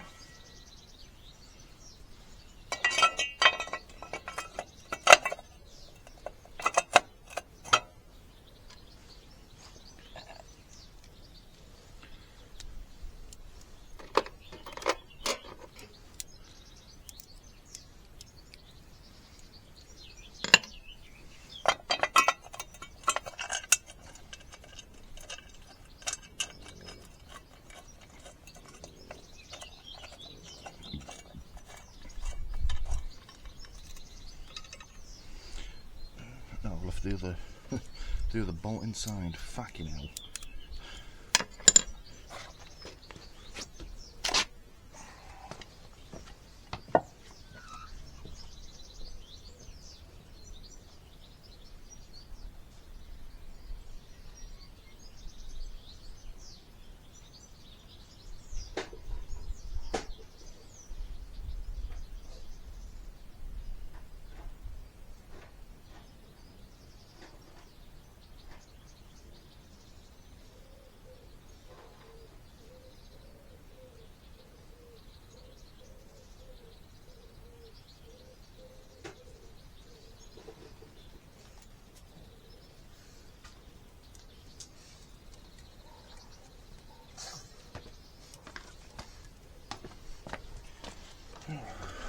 The little box I keep all my removed parts in, I've talked about those before.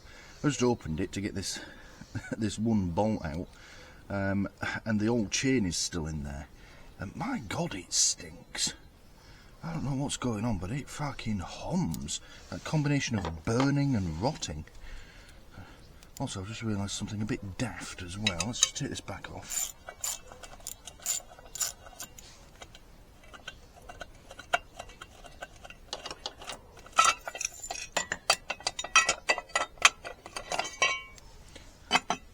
This cover came with new nuts. Why don't I fucking use them?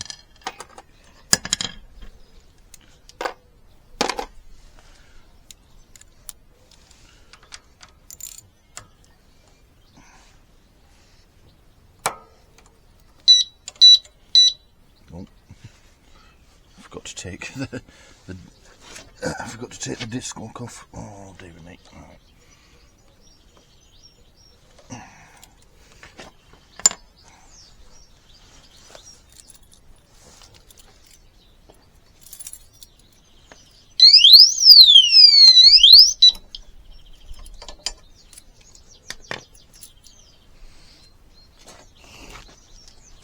Fucking thing.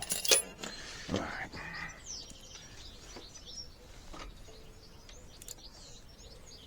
There we go.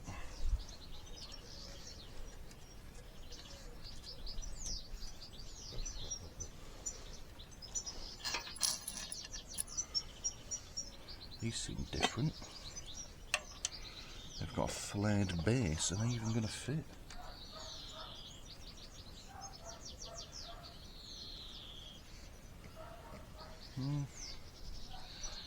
They do.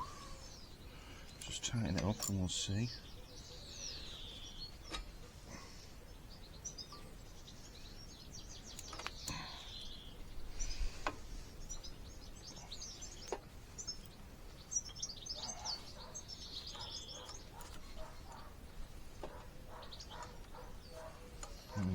that's an issue. They're interfering with the chain and lifting it up. Alright, we shan't use the new nuts then, or bolts or whatever the fuck they're called.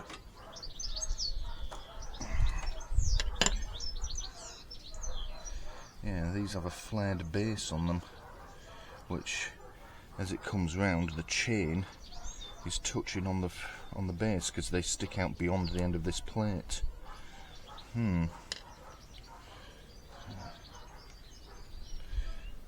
Suppose that's the joy of non-genuine parts. I mean, these are sold as genuine parts, but I'm under no illusion that they're absolutely not genuine parts, because parts for this bike are incredibly difficult to get.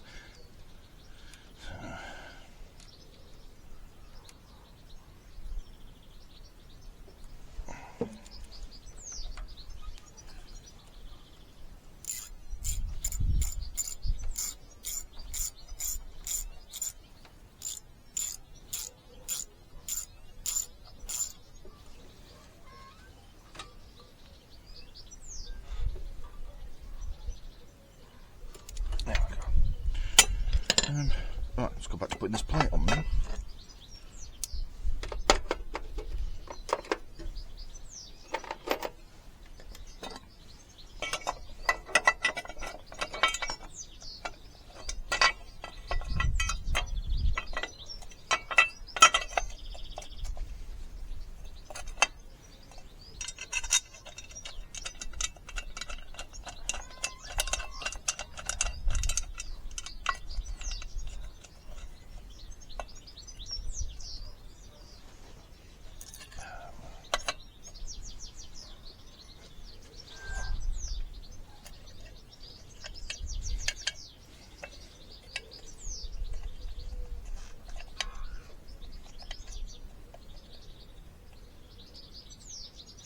Phone ringing.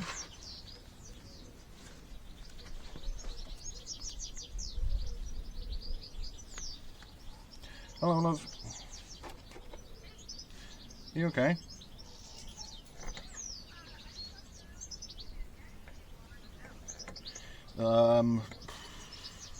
Some greasy food. So that would be nice. I am. I've got some chips cooking at the moment, but I could do some greasy food. Some nice pork belly would be good. Yeah. Oh.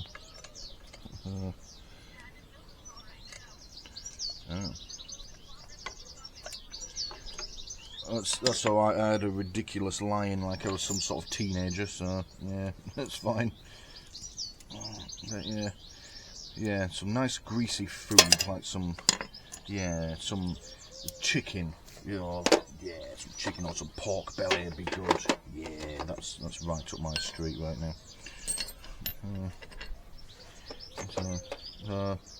But yeah, I'm trying to think what.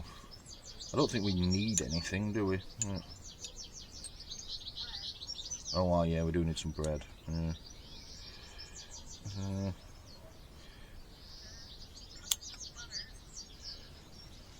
Yeah, you're right there as well.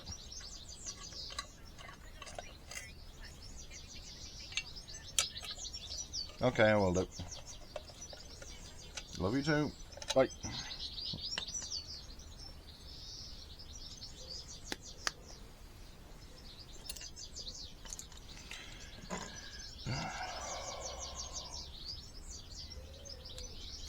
We have no hangover food in this house.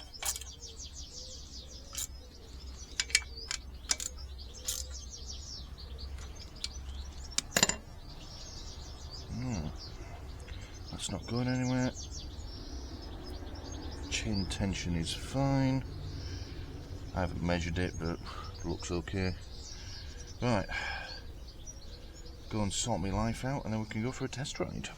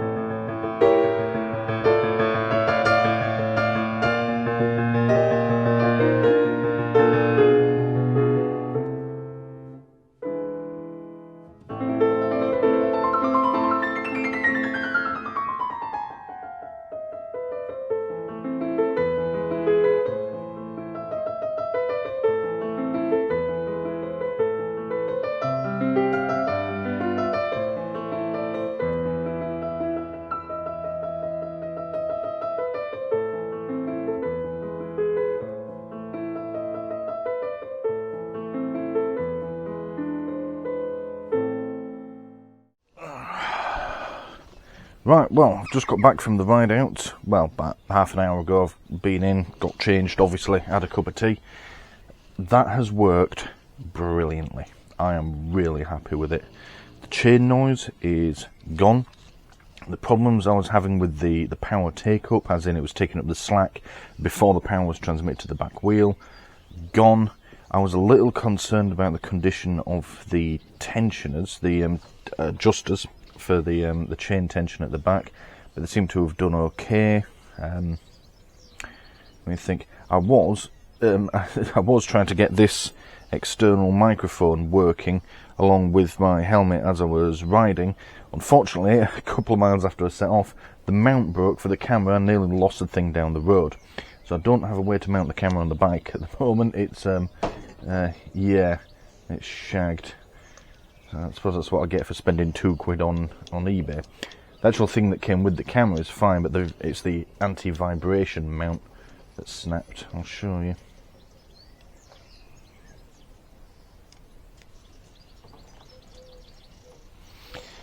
This thing, there should be two parts to it. One part is in pieces, it's snapped in two places on the two limbs, and the whole camera sort of flopped backwards and was just pointing up at the sky. Yeah, I thought I was gonna lose my expensive action camera, so I had to pull over, put it in the top box. But yeah, it worked.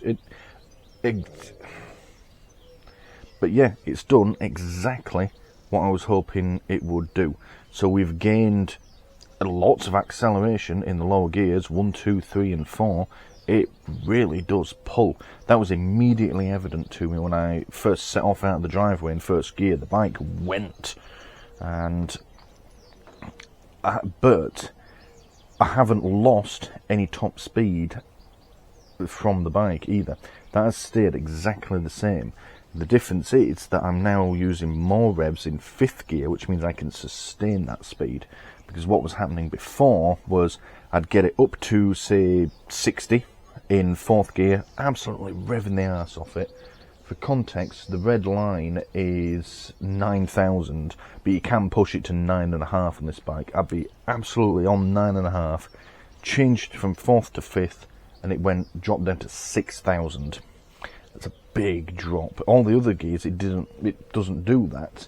You know, you can get it right up to the red line, and it'll drop down to, say, 8,000. But yeah, dropping down to 6,000 meant I was off the power curve, you could say. This bike, or this engine, makes all of its power after the 7,000 RPM mark. You know, it really starts to fly at that. You know, it doesn't really like low revs. It will do them. It's got a decent amount of low-end torque, but it likes to rev high.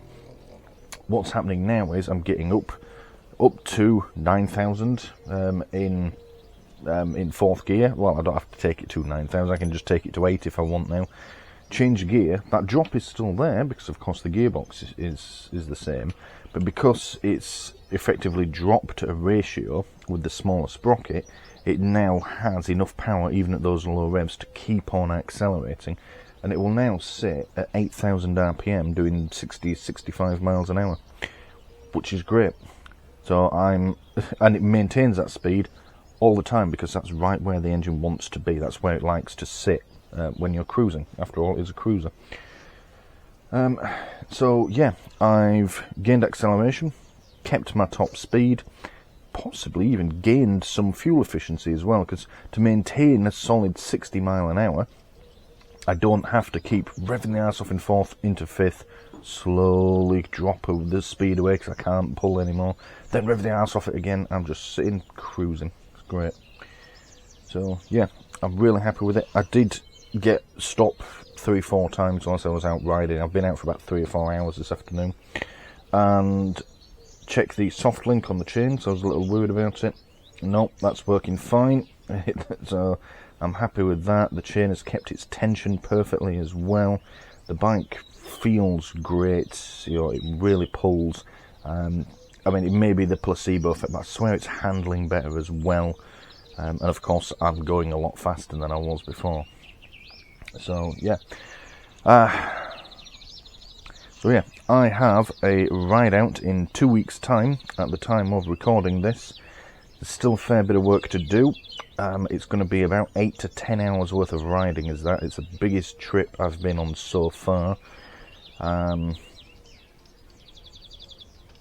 yeah, I've got some saddlebags to go with it, a number of other stuff off eBay, and we've also, I want to give this a full service. So there's at least 2 videos worth there for you to look out for. So for now, yeah, we'll call this one it. It's long enough as it is. Thank you for watching. See you next time.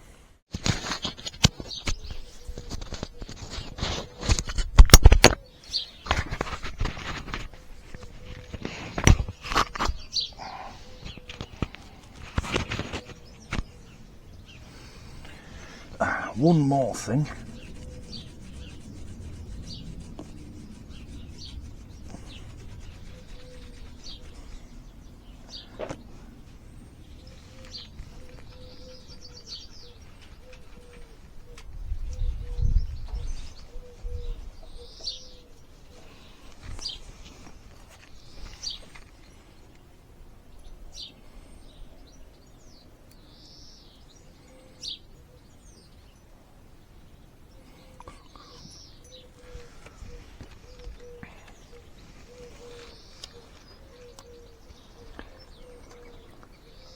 This sticker adds 10 horsepower, putting me on 11 horsepower.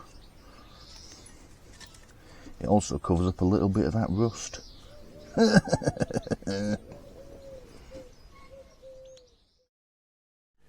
Thank you for watching this video on doing stuff and filming it. Please don't forget to press the big button here in the middle to subscribe if you haven't already done so. If you liked what you just saw, please click the like button below and leave a comment letting me know what you liked about it. And as always, thank you for watching.